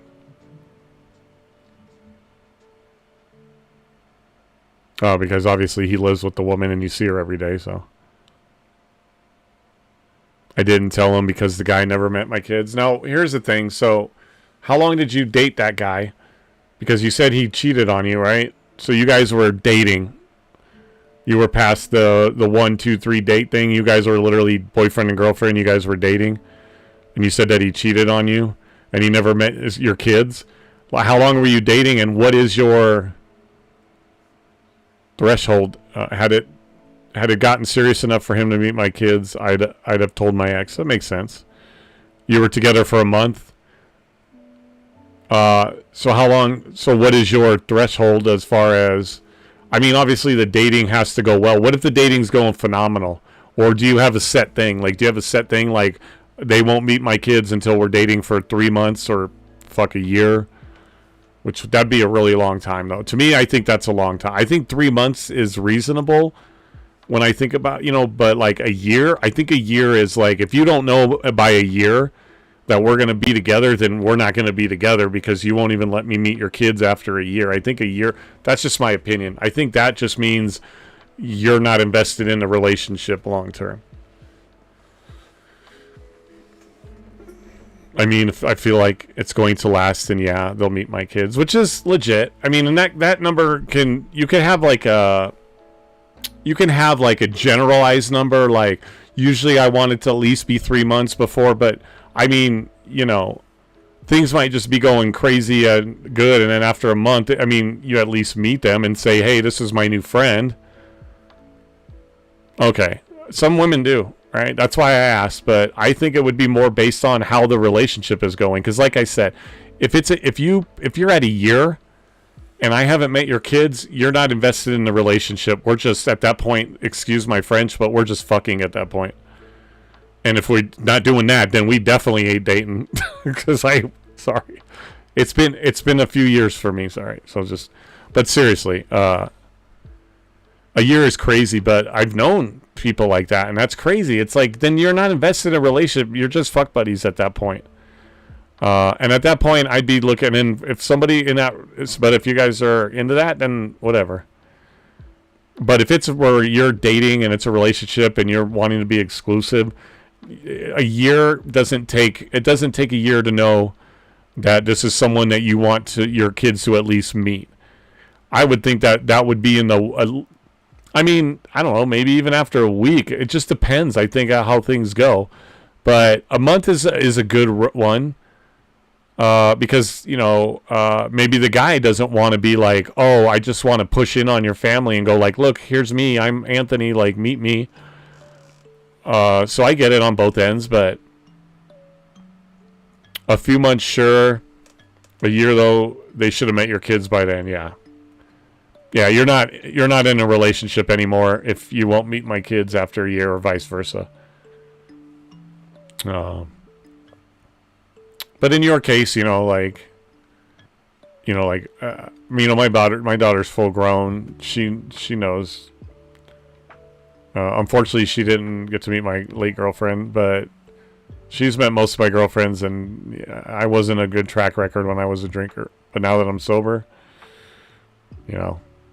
I picked a good one, but somebody decided to take that away, so that's a different story.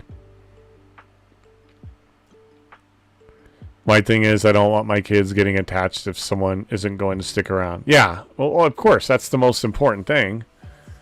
I mean, if the guy is invested, you know, and the guy might be even like, yeah, I'm invested. I love it. I want to meet your kids. Like, or, you know, like, yeah, I'm good. Like, let's do this.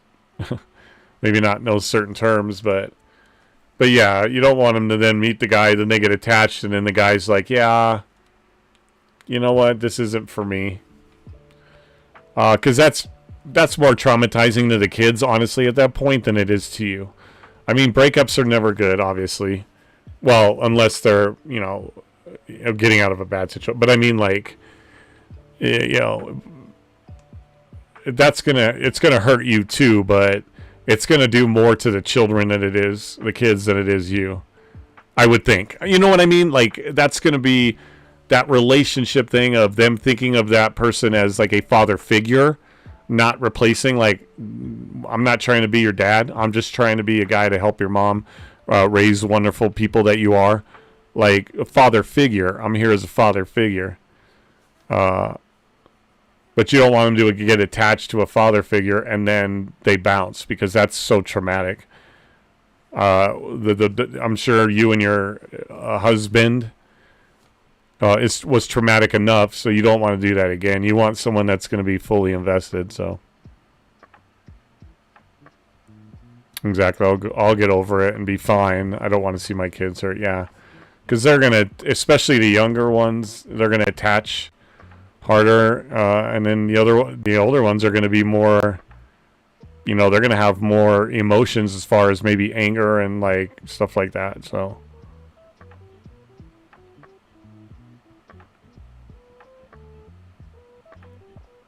Well, like I said, this other guy that cheated on you, you know, loser. But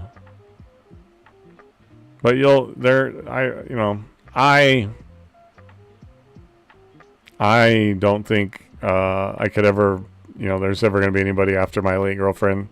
I've been convinced that my path is to walk alone. So much has happened, and I get so many things taken away from me. It's hard for me to believe otherwise, but you'll find that right person, like I said, that, you know, thinks you're a legend, and you know, they're gonna look at you like nothing else in the world around you matters except for you at that moment. So, you know, hopefully, you know, that guy's there. Now, are you like the type that are you sticking to Ohio, or would you move? Like, what if you meet someone online, or you don't do that? Like, how did you meet the guy that you dated, if I might ask? How did you meet him? Because, I mean, like, dating online is almost the thing to do, because, like, what the fuck, you know? My oldest hated me after that for a while. Yeah, I'm not worrying about it. I just live my life anymore. Yeah. We work together. Oh. That's rough too, though. Right? Because were you still working together when you broke up and he cheated on you? Because that's what sucks about dating people you work with.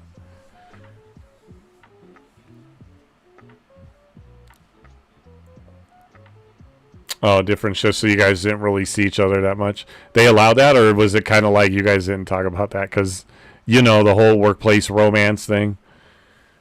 All those rules and stuff like that.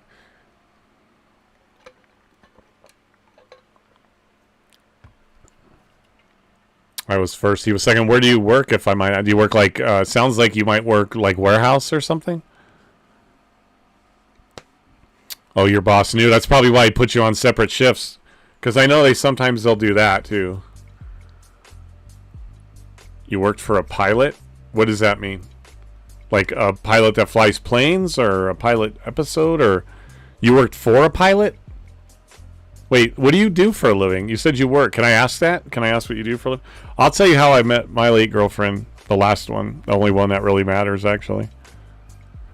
Flying J. It's a travel. Oh, yeah, I know what those are. It's the truck stops. With that are practically sometimes like little malls. Yeah. Flying J is a travel stop. I got you. Because you said I worked for a pilot.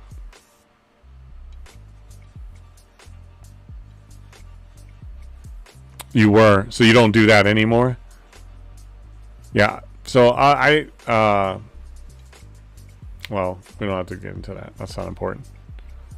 Oh, you quit? What do you do now? Did you think that when I started, saying hi to you on TikTok that you'd be my podcast guest tonight? Did you realize that you were going to go to a podcast and be the guest? Well, surprise. I'm a team member at an Arby's. Well, thank you for talking with us. That's awesome. So, a team member at an Arby's. That's funny. My late girlfriend, actually, when I first met her, she was working at a Jack in the Box, but her career goals, she ended up becoming a forensic specialist for the police department because that's what she went to school for. And when I started talking to her, actually, she came in on a YouTube podcast when I was bawling my eyes out talking about my story. And if I start that right now, I apologize, but I'm broken in a million pieces. I can't even explain. But I met her. She came in on a podcast, and I was literally crying my eyes out. And then she just kept coming back, but she started out working at a Jack in the Box, and she was completely mistreated there. And she used to just put me in her ear and put her phone in her thing, and then just listen to me while she was doing her her duties and stuff. So kind of, if you think about it, that's the same way you're kind of meeting me. I'm not implying anything. That probably came out. Not that it would be bad to date you. This is not going the way that I want this to go. But it's kind of ironic, hey, you're working at Arby's and it's your first time on the podcast. There you go. And not that I'm a bad person to date. That's not what I meant. People treat me like trash. Little do they know I used to manage 2 branches for a bank. I was a store manager for a cell phone store for 4 years. Well, they treat you like trash because they think that working a fast food is a low form, and it's a job. You're working to help support your family. That's legendary status. It really doesn't matter where you're at, because most of those bums that judge you probably fucking either sit with their 8 kids on welfare or refuse to work for whatever reason. It's a job. Yeah, and that's all that matters. That's all that has to matter. Fuck those people that treat you like shit. Right? You have a job. At the end of the day, you're like, I've got a job, and I do this job to support my kids. I think that makes me a pretty fucking good person. So you don't get to treat me like shit when I'm a good mom who works hard for her kids. I don't know what I was trying to say. Downside, the pay is shit. Well, yeah, I mean, it's fast food, and you said you're only a team member. You're not only, but you're a team member, which I'm assuming means you're not manager. You're basically one of the regular employees. I don't know how to say that the best way. Nope, what?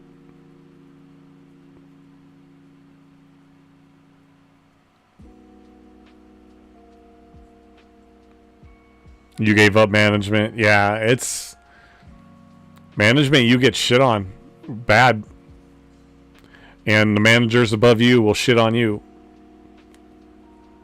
And unfortunately, fast food isn't the greatest industry to be in, to be treated with respect. Unfortunately, we're not going to treat you in any way. You're a fabulous mom. You work to support your children.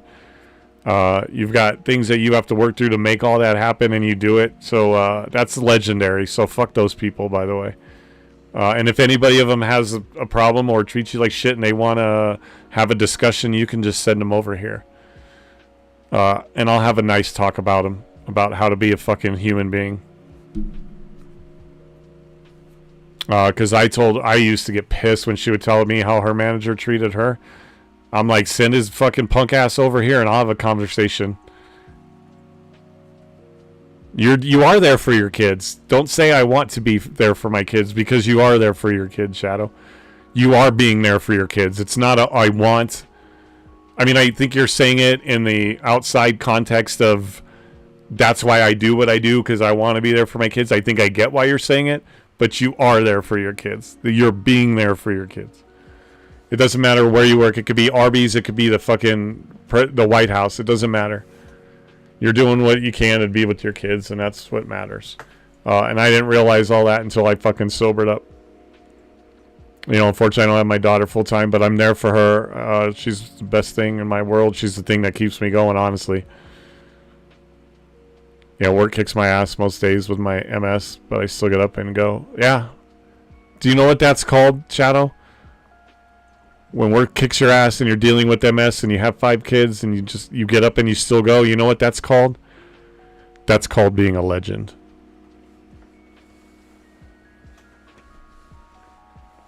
That's why I went to management anymore, is to make sure I'm with my kids. Yeah, right, because management, you work whatever hours, and that's called not giving up. And it's also called being a legend. So good for you. You're an amazing person. I'm glad that I bumped into you on my TikTok. And now look, literally I bumped into you and you're a guest on the podcast. That's great. Instead of sitting there judging TikToks right down here, you gave me something more important to talk about, which is you. I tried giving up twice in 2024. Okay, now I have people come on here. I've advocated for cochlear implants. I brought nurses on because nurses saved my life. We had somebody on talking about suicide that they tried to. I'm assuming when you said you tried giving up twice that you mean suicide. I like to advocate for awareness of that, by the way. Okay. And you're here killing it. That's probably not the best word to use. Sorry. But you're absolutely slaying it. You're absolutely amazing. And that's why I do my podcast too. It's not always about my story. I know that I talk about it and I kind of talked about it. But it's not just about me. It's about other people's stories. And suicide awareness is very key. I battle mental depression on a daily basis to the level that a lot of people don't know how bad it is.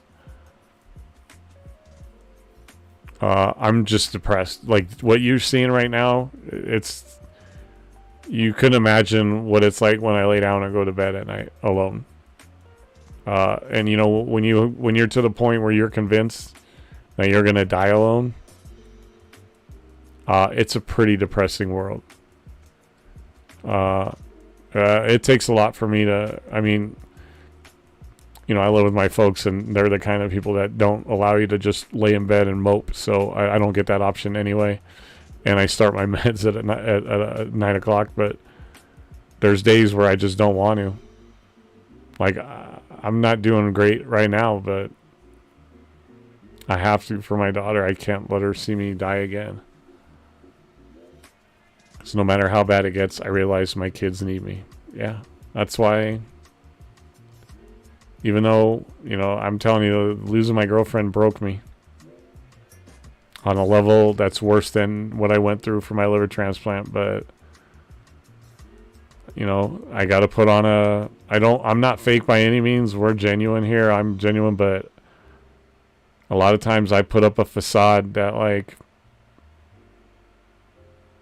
when I say I'm fine, I'm not, but that's the answer that you're going to get. And I'm fine for my daughter. And I have to be fine for my daughter, but by no means am I okay. Actually, you know what? I'm going to read you something. Can I read you something that I wrote?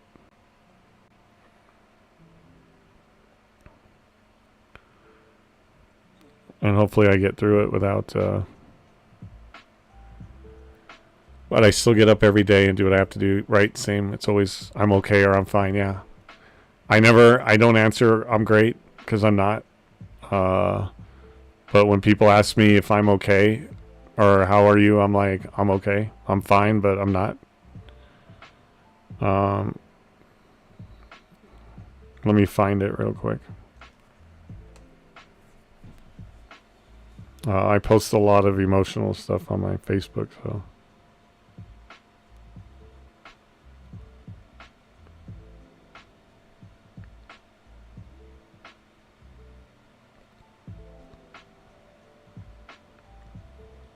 And if you want, I have a couple things I'll show you that I made, a couple clips if you want. That's up to you, but I know you probably have things to do. But I did put together a couple clips from my podcast. I feel like I hijacked your podcast. No. This is exactly what my podcast is. Please don't say you're sorry, because you're not. This is so much better than sitting there judging TikToks, because sometimes I just sit here by myself and judge TikToks on my own. This is why I did my podcast, is right here. This very reason is for this. So you actually didn't hijack my podcast. You actually, I don't know, you blessed the podcast. I don't know what the word is. You'll cry, Cutter. You always do when you read what you're going to read. I'll be all right. We'll get through it.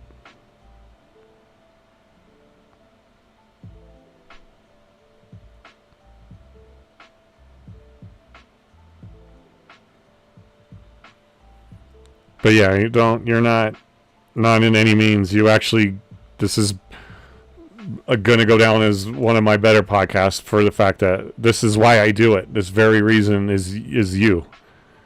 So that, no sorries, not at all.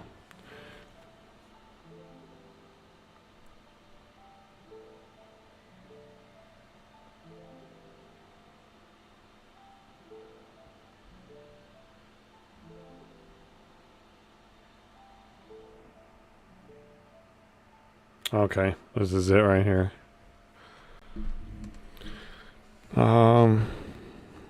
I just wish I could go out in the middle of nowhere and scream my head off, just yell at the top of my lungs until I lose my voice. Then I want to drop to my knees and cry until there are no more tears to cry. Every day at the back of my throat is a scream of pain, agony, suffering, loss, rage, disappointment, anger towards never getting answers I want, but I stay silent. Every day there is the feeling of tears swelling in my eyes. There is not a moment that I don't feel like I'm about to break down and cry my eyes out. But I hold them back sometimes. Sometimes my voice gets loud, sometimes tears do come out, but for the most part, I hide behind motions, hiding my emotions. I try to stay calm and hold it back. So the man you see is a man that's fine. But I'm not fine, and I'm not okay, and I don't know if I ever will be. I feel like it will always be motions, nothing more, but something less. Because most days it's hard to get up, to take a step, to believe, to breathe, to hope, to keep going. Sometimes I feel like I know why I was kept here, to share my story, help other people not suffer what I have.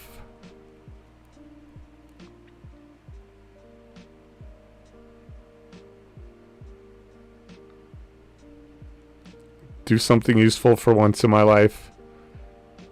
Make my daughter proud, fall in true love, live out a happy life.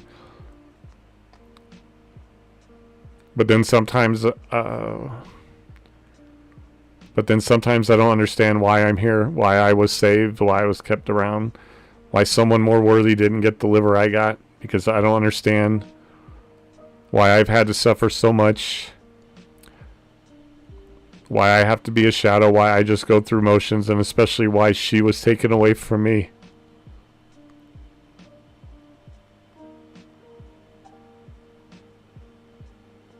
When we had the life I've always wanted to have planned, why my future was shattered that day of September 1st, 2025.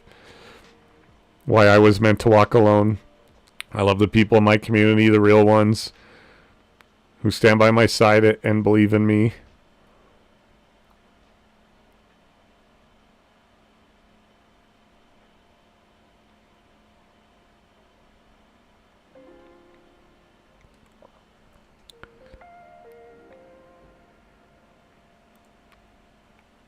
But what I wanted the most was taken away with her. To be looked at and treated like at any given moment, I was the only thing in the world that mattered, like she was to me. I feel like I'm lost with no idea where to go or what to do. I'm alone, I'm lonely, I'm heartbroken, I'm sad, I'm angry, I'm scared. I'm confused. I'm just motions that when asked, how are you? I answer, okay, I'm fine. Just okay, just fine. But even that's not true. But it's what I say, and it's why I want to go out in the middle of nowhere.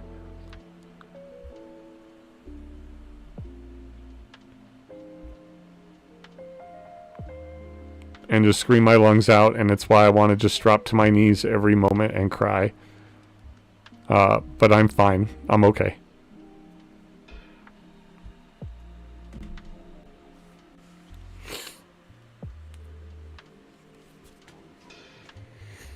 I'm used to always putting on a smile and making others laugh because it keeps me from feeling alone.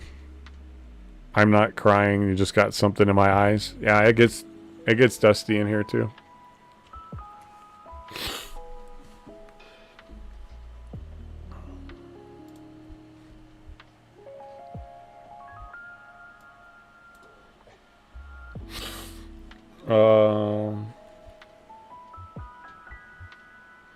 Is this the one that I made? If you're drinking right now.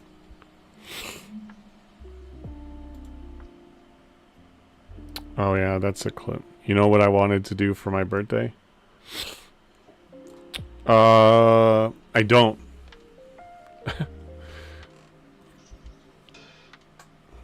A rage room? What's... Oh, I think I know it. Is that where you just go and you can scream, yell, punching bags, just you pay to go in and break stuff and just break stuff? That's... Yeah.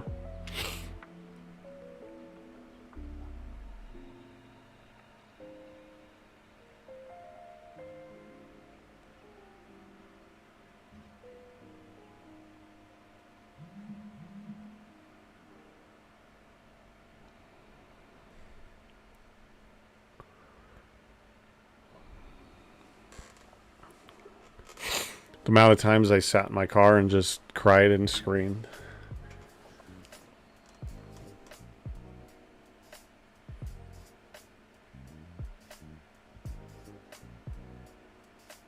Yeah.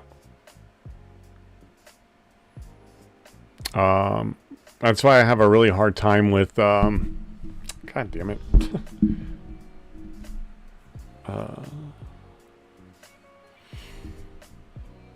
When people, you know,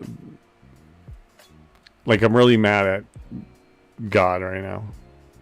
I know that he saved my life, and I thought it was because of her. Like, I literally believed in my heart of hearts meeting her was why I was kept around. And then he took her away. And when people sit there and go, oh, there's something better, or it was all part of God's plan and all this, I really have a hard time with that. Because, and people that say that like it was her time, it wasn't. She was going to be 39 years old. She was young. She was healthy. The reason she passed away is she died under surgery for her neck. Because when she was 24, her and her boyfriend were attacked. He was murdered, and her neck was crushed, and she was left for dead. And she was having her neck fused to her spine, so she wouldn't be able to turn her head. But other than that, she was healthy. It wasn't her time to go. I don't believe that. And if that is God's plan to have my life go the way it is, whether I was the one drinking or not, almost die, come back, meet this girl, and then have her taken away with everything else, you know, that's gone on, with the way I've been treated, the way that people treat me. I would like to know what kind of plan is out there that somebody has to go through that to go like, yeah, it was all worth it for this. When I talked about I won't get answers, I'll never get answers, but I'll never accept that.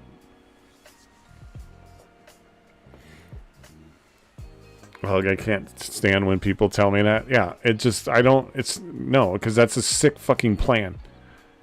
Who comes up with that plan? Like, here, I'm going to drag you through hell, and then just when it's going to get better, I'm going to shit on you. And then I'm really going to make it good for you. Like, that's the plan? Like, that's a pretty fucked up plan. How about the plan is you just, like, let good things happen to me and let me be happy? There's a fucking plan. Oh, and here's an idea. Don't do it for 6 months to a year out of my life. Do it for like the rest of my fucking life. That would be great. That's the plan. I like that plan. This other plan sucks dick. Excuse my French. Sorry.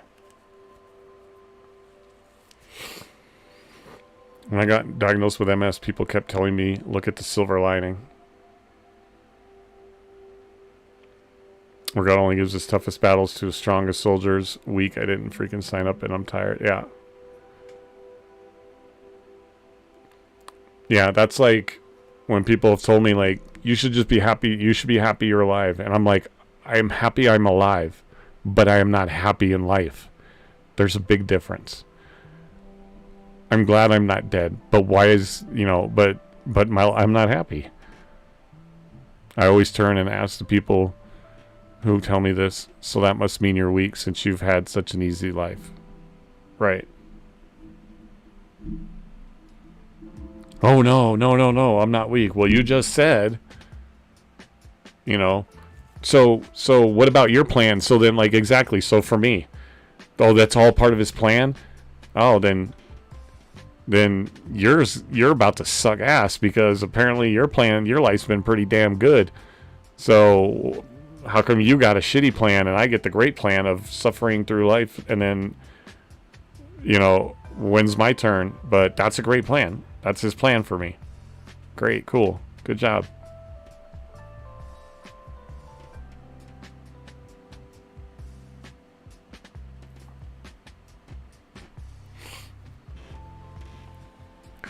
Always turn and ask the people who tell me this. So that, oh, I already read that, sorry. The amount of people telling me with today's science I can live a normal life.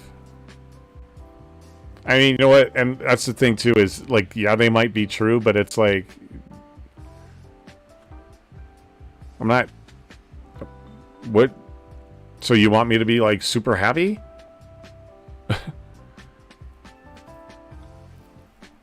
That's like, you should be happier. I am happy I'm alive. Right? And then I was really happy. And then it got taken away from me. So now I'm not happy. Well, you should be happy you're alive. That's not the same thing as being happy in life. Like, get it right, people. Like, that's not the same thing. Being alive, being happy to be alive, and being happy in life are not all the same thing. So stop talking to me like they are. You have MS, you can't live a normal life. You can live a good life, but not a normal life.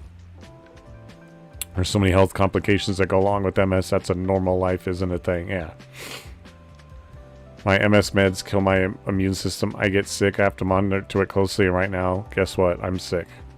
Well, I'm sorry that you're sick. I've been lucky that like my meds do, but I've been really good. But I have to watch getting sick too, though, because of infections to the liver. I had pneumonia last year and had to go to the doctor, but luckily it wasn't a bad case. But I haven't gotten a lot sick, but I just try to be careful. But I'm sorry that you're sick.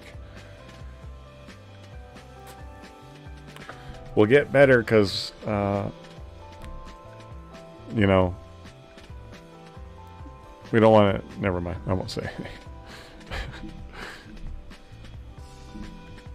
I will always say I'll be okay because there isn't any other choice. I overuse my right arm, my dominant arm, and it spasms so bad I can't hold my phone. Okay.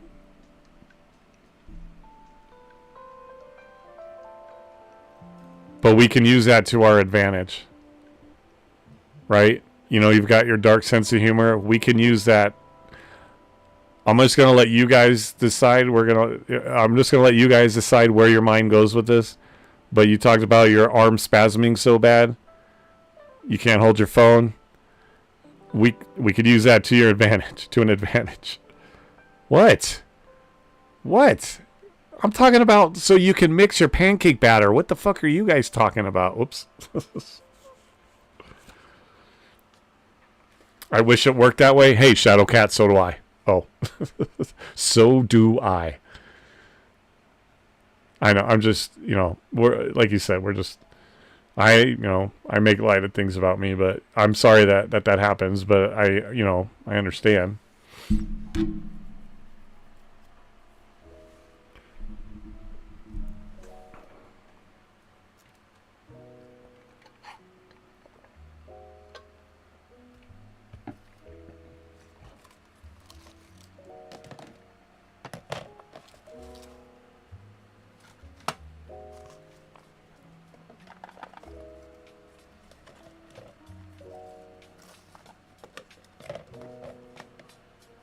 Bitch.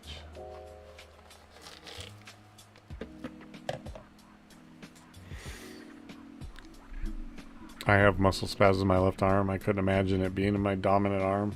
Yeah. Are you left-handed or right-handed,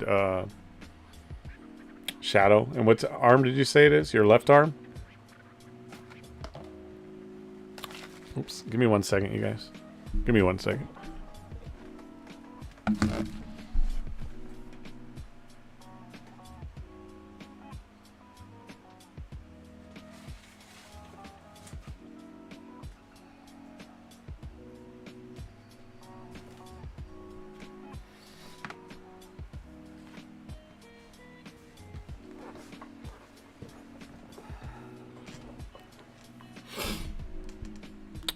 Oh, I thought she said her left arm. I have muscle spasms in my left arm.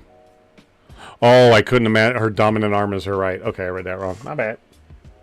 You want to know something funny, though? I'm left-handed, but I swear to God, I do a lot of things right-handed.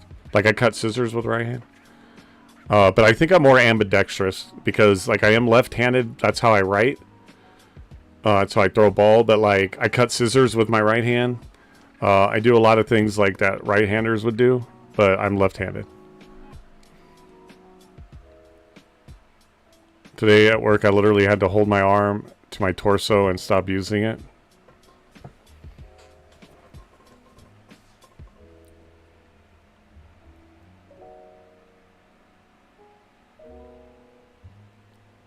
Yeah. Then that's what you do, right? If that's what you have to do, like honestly, I'll tell you, like, that's what you have to do. And if people have a problem with it, well, fuck them. But that's what you have to do. You do it.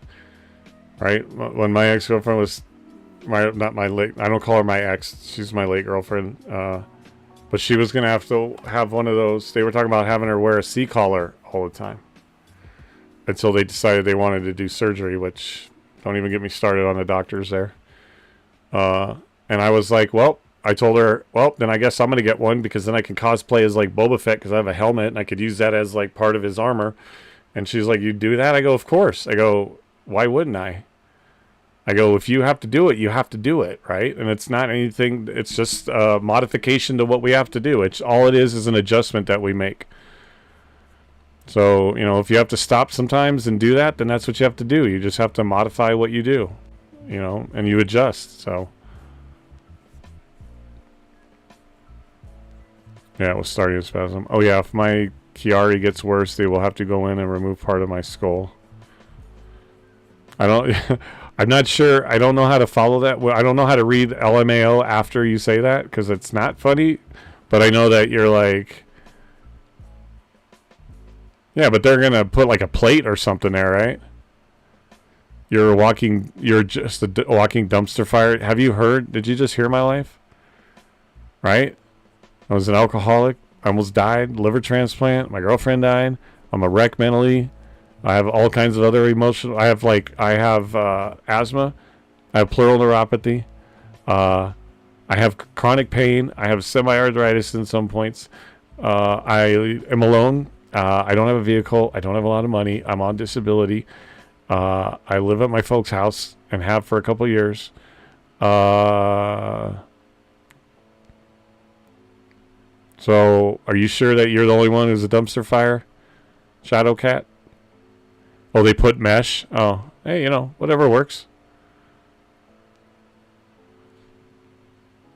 So that means be careful if your head hits the back.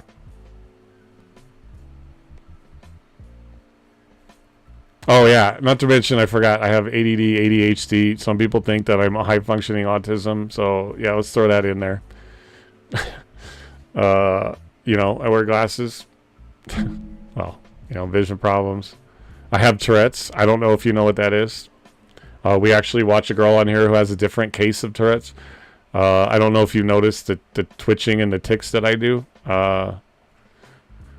So I have Tourette's on top of everything else. So yeah, just throw it in there. I have PTSD, chronic pain.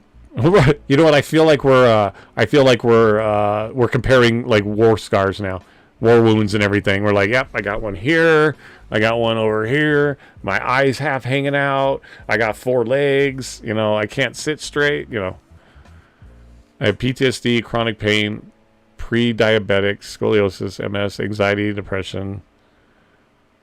I think everyone in this stream is currently a walking dumpster fire. Yeah, you came to the right place. You really did. I'm non-diagnosed neurodivergent. I don't know what that is. I diagnosed myself when I took Adderall, and it made me feel normal. I didn't like it. I felt like I lost most of what made me also. I don't know what that is. What's neurodivergent? I gotta look it up. But I will say this, while I look that up, you know what? You say that all those are all the things that are wrong with you. Those are all the things that make you, because you know what else you are? You're also a really good mom, a really good woman, a really good parent, a really good worker, a really good human being, a legend. You're a legend. Wait for it, because I'm about to say it again for the 50th time. Dairy. Yes. I love this woman. She knows what's up. How I Met Your Mother, that's where that all started. There you go. Exactly. And all that means you're legendary. Himium. Himium? Sounds like a Chinese dish. What are you going to have for dinner tonight? I think I'll have some sushi, a bowl of himium, and some egg rolls. How I Met Your Mother, yes. But absolutely, so look at it that way. You know what? I'm just, people tell me I have to do the same thing. But you are, because with all those things, Shadow, with all of those things, you're still all of those things that I just said. And all of that makes you, wait for it, legendary. Hold on, I gotta look up this. Oh, that's right. And spicy. But we like spicy. I love spicy. I love spicy. The spicier, the better. Okay. Don't get crazy with that. Not too spicy, though. Unless it's in a certain room in the house, and then all gloves are off. But other than that, just keep it at a good level, all right? We don't need to get crazy with it. But spicy foods, heat, hot peppers, yeah. Can I get some himium? Can I get some himium? Oi, yeah. I'll have 4 egg rolls,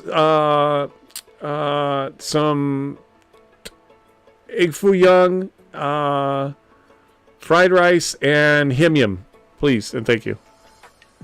You don't do spicy foods? You're a baby? Oh, no.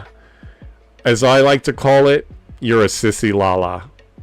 I eat hot peppers. I ate a hot pepper on stream. I actually made a clip of it. I have a clip from the stream where I ate the hot pepper, and I ate a habanero, and I was like, it wasn't that bad. But I like heat. I eat ghost pepper hot sauce on everything. I still haven't looked up this word. What's that say? R-rated. You said Bite Me Harder, but I forgot the band. Dang it. Velvet Desires. Never mind. What are you guys talking about? The fuck happened?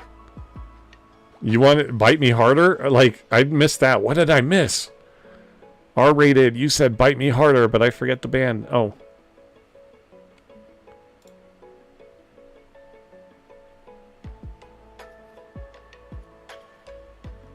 Oh, okay. Your brain processes information, learns and acts differently from typical patterns. Reflects natural variations in human thinking. Comes with both strengths and challenges. Okay. People whose brains function with the... Yeah, that's right. We are that differ, that have ADD, ADHD, autism, dyslexia, or other learning developments. Yeah, I can't type for shit, by the way. I'm stupid.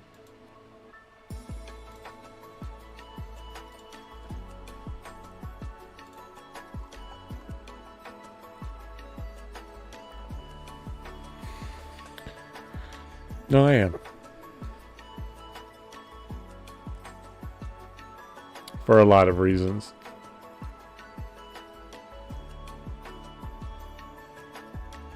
You said spicy, but not too spicy, so I said keep it R-rated. Oh, okay. I just... No. I meant spicy when she gets an attitude. But the spicy in the other room in the house, like, that you can go as hot as you want. Like, we're talking ghost pepper, fucking Carolina Reaper, pepper X spice. Okay? There's a time for super spice, and then there's a time for, like, yo, back it up. Back it up, honey. Just calm down a little bit. No, sir. Dare you? What is that? I'm sorry. I don't... What did you... Who are you talking to when you say this, sir? Who is this sir you're speaking to? Because I know it's not me. I'm not a sir. I'm just a dude. I'm just Cutter.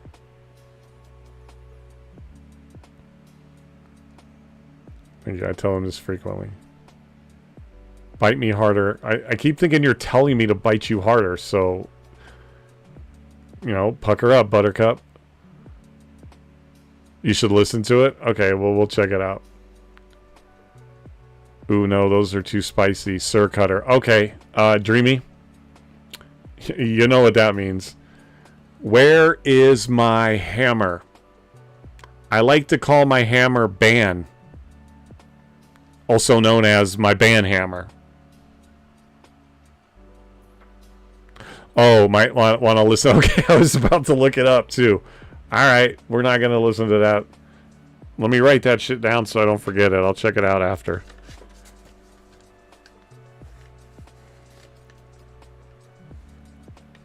One thing I haven't noticed though, I noticed you haven't joined the Discord. What's going on, Shadow? Might not want to listen. Okay. It's not that bad? Oh, my stream is 18 and plus. 18 plus. Yeah, it says it right there. 18 plus. Right there.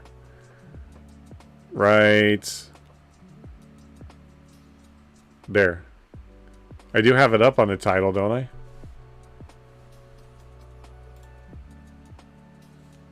Yep, see, right there. 18 plus, right over here. Right about there. There, right there. Right there. A little bit over. Right there. Alright, well then let's check it out. We'll listen to part of it. Oh, I don't know what the hell happened there. Let's listen to part of it. It only took the third link. Huh?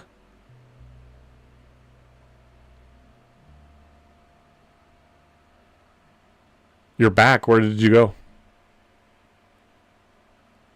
Look at Discord now. Oh, shit.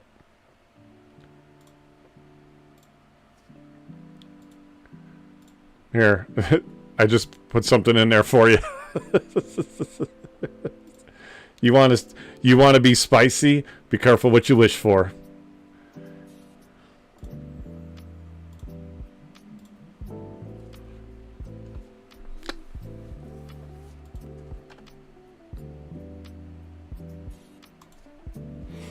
What's it called? Did you... Yeah.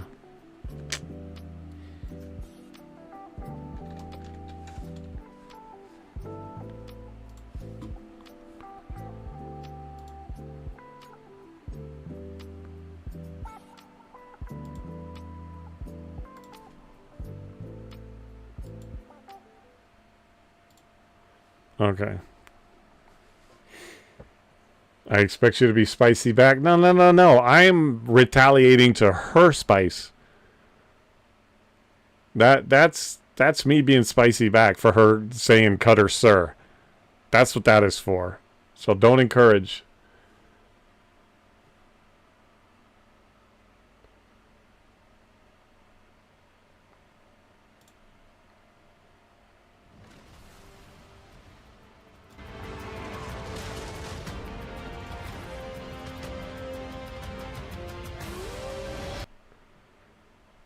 Spicy back where? Oh, she probably hasn't seen the Discord then.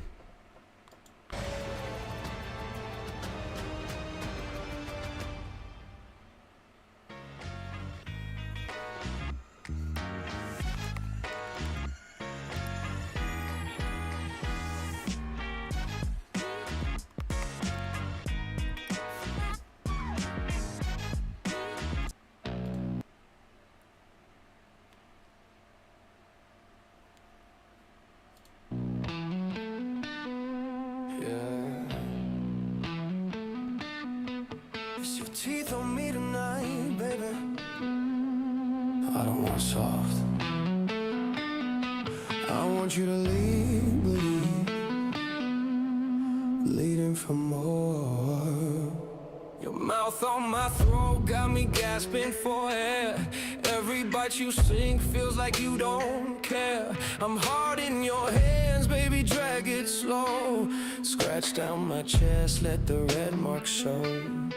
Don't play nice, sink it deep.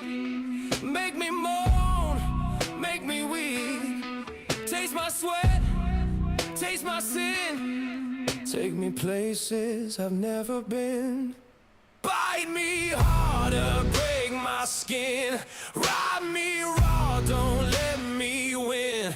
Nails in my back, teeth in my flesh. Fuck me messy, leave the bed a mess. Bite me harder, make me scream.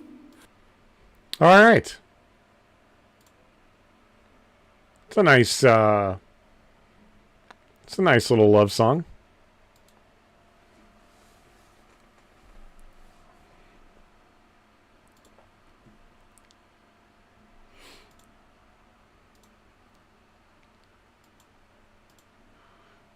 Go out to a nice candlelit dinner at a nice little steakhouse or a nice little coffee shop, you know, right on the corner, sitting at a table, a little candlelight, playing that song, just blaring that song. That's so...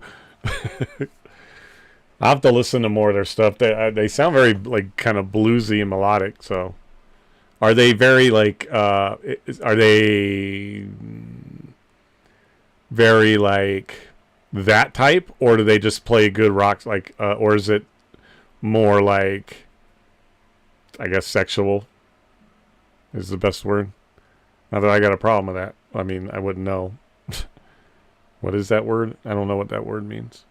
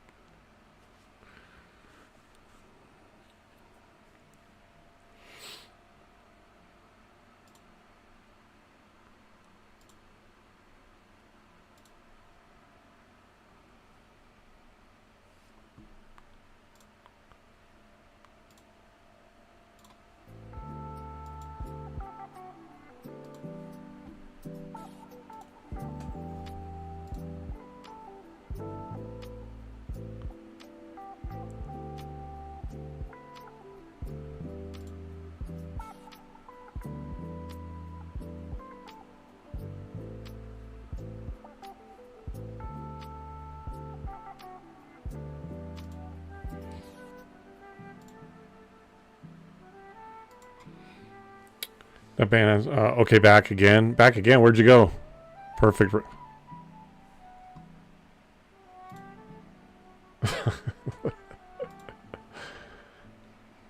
right. All right.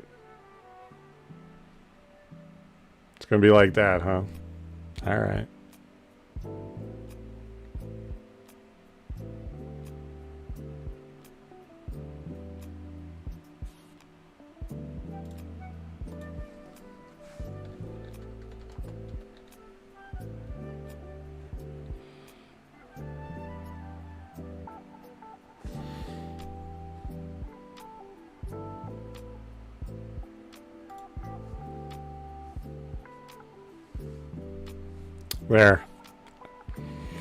There was a Mr. Sir Meme, I almost used. Oh, hell no.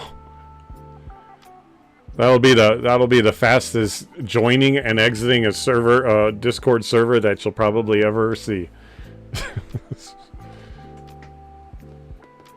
But I did put a little something up there for you.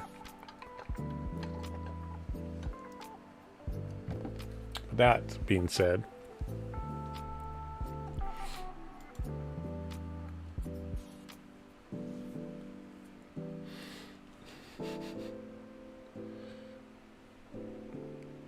I got you. I win.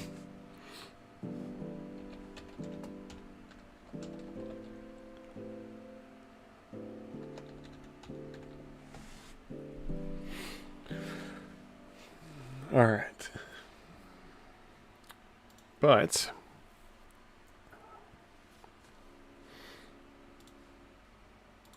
oh, you know what? Before we go, do you want to see the... Oh, hello. Well, we don't really need that. Do you want to see the clips that I made? I made 2 clips streaming. Well, I'll show these last 2 clips, and then I'm going to stop and take a break. And then we're going to switch over to Cutterdawg52. Oh, hell no. You put a cat meme up there? What the fuck?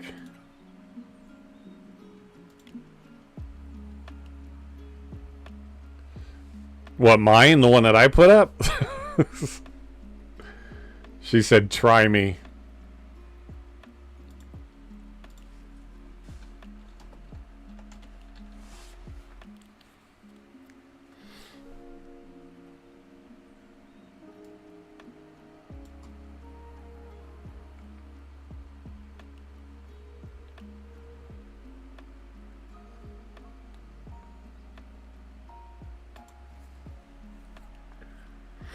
That's the Salem from... Oh. Yeah. I only occasionally watch that because Melissa Joan Hart was pretty, so... I didn't really watch the show. Same reason I only watched Charm, because the girls on it were hot.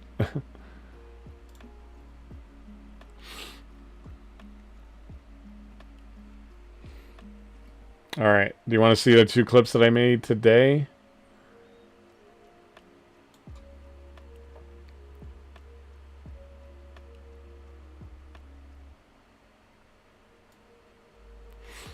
Okay, we'll show those, and then I'm going to stop. We're going to take a break.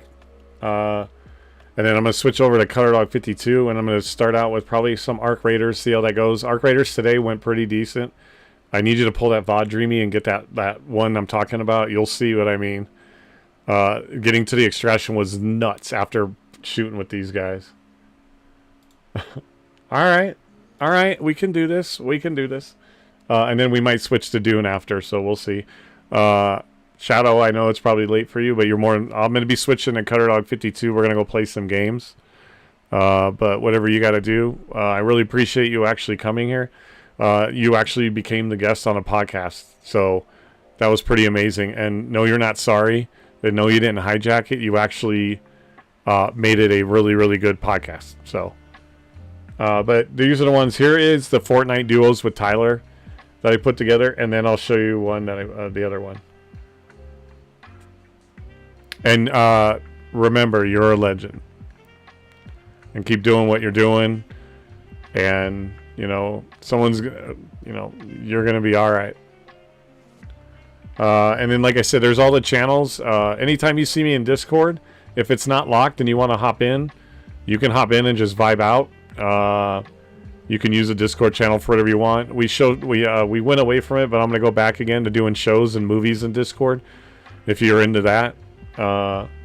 There's an IRL channel to post pictures if you want it. There's a family channel to post your family pictures or photos. There's food, sports, whatever. You can promo your stuff in the self-promo channel if you want. So there's all kinds of goodies. At least we didn't judge my TikToks. Oh, there's plenty of that tomorrow. Guess what we're doing tomorrow? And Dreamrose, write this down so you can remind me. We're going to go watch some of Shadowcat's TikToks. But here's the one with me and Tyler.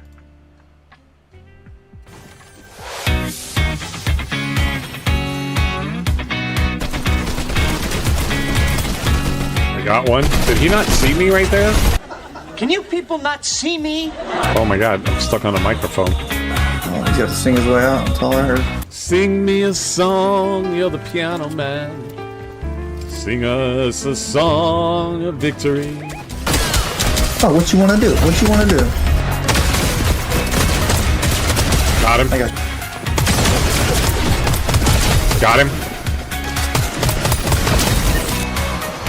Oh, pushing. Got that one. He's up above me.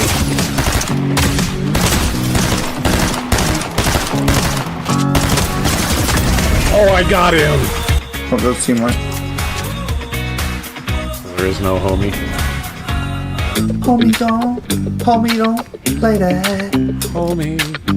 Homie don't play that. At least not for very long. That's why I sing the song. And now that sucker's gone. Oh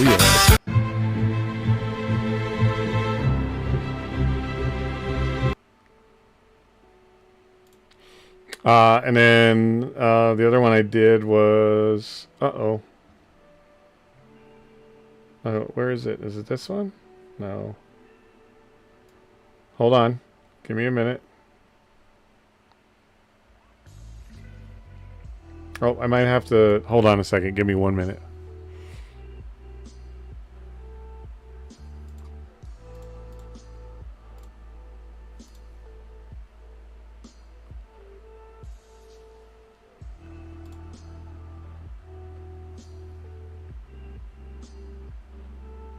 Oh no, where did it go? I forgot to download it. Hold on. But I have it over here. Give me 1 second. Give me 1 second.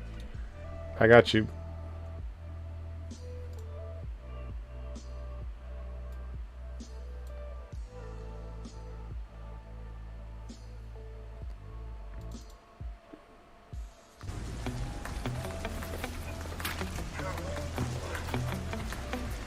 Oh, that's not it. Oh shit! That's not it.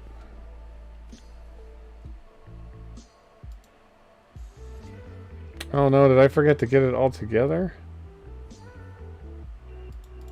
Oh, this is it. I think that's it. Yeah, this is it right here. This is the other one I made today. Let's see here. Where are the drugs, man? Here. In-game switch. In-game. Is it this level or the next one up? Okay, it's not this one. Whoops, it has to be. Oh, there's not to be one there. Okay, I got it. I found the drugs. In-game switch. Oh no! Oh no! I almost fell through a hole! I did fall through a hole! Oh no! No! Fuck. In the real-time world, no one sees her at all. And actually, I want to show, I don't know, do you play Arc Raiders? Oh, yeah. Duh. You play Arc Raiders. I want to show you something I made, and this will be the last one, and we'll cut out. I call this one War for Speranza. You should go see a lot of the clips I have. And I think it came out, so, like, it literally, to me, feels like an emotional war movie. So, hopefully you'll like this one, but I made this one, and tell me what you think about it, though. I called it War for Speranza, and it to me, I really feel like it came out like a trailer for like a war movie or something. Like so I'll show you. Hold on.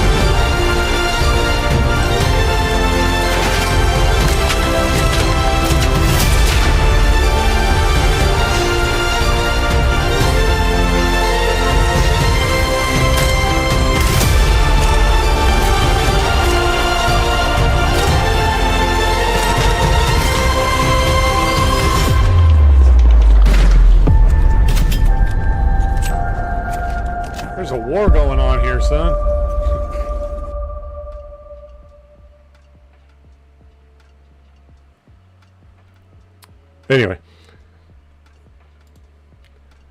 So, speaking of which, thank you. Yeah, I don't know, with the music and stuff, I just tried to put something cool, and I thought it came out like a cool trailer, so I'll be that's already up on my socials, actually. That one's already up, but so I'm gonna raid out. We're gonna raid out to Chillin' Witchy. I think she's playing some cozy game. I'm not that great at Fortnite, but I'm actually better than I thought I was. I didn't play Fortnite until 2 months ago. And we might actually play some tonight, maybe, depending on what Tyler wants to do. But we are going to play Arc Raiders, so I don't know what your sleep schedule is or if you're going to bed, but you're more than welcome. I will add you tonight. You're more than welcome to play with us. I'll be back in VC. If you see it in there and you want to hop in, jump in. But if you got to go to bed, you got to work, whatever. But I don't want you to feel like you weren't invited. And I still owe you for that response too, by the way. You deal with insomnia, but you're off the game. I'm the same way. When I get done with my evening stream, I go watch a show and I'm up for hours. So if you're more than welcome. If you're like bored and you want to talk, I'll be up. So you can DM me or whatever. If you can't sleep, you need to get something off your mind, my DMs are open. You're more than welcome. But we're going to be in VC, so there's that too. But yeah, so if you ever can't sleep, my shit's 24/7, and it literally is. And if you respond to me, you'll see how quick I usually respond back. Because I just like to have people that want to talk to me. And when I see a DM, I'm like, oh my God. And I'm like, really? So if you're up and you can't sleep, you know where to find me. But let's raid out Chillin' Witchy. And then as soon as the raid goes through, I'm going to jump out of here, take a break, and then I'll be back. And thank you to our new friend Shadow. Thank you for sharing with us. And thank you for making this tonight actually a really good podcast. Screw these TikToks that I still have up. Steve Harvey's bald head. We never even got to it. We're never going to know what he was drawing. Yeah, of course. And you're welcome anytime. Anytime. So, all right. We're going to raid out, guys. And then I'll be back in a little bit.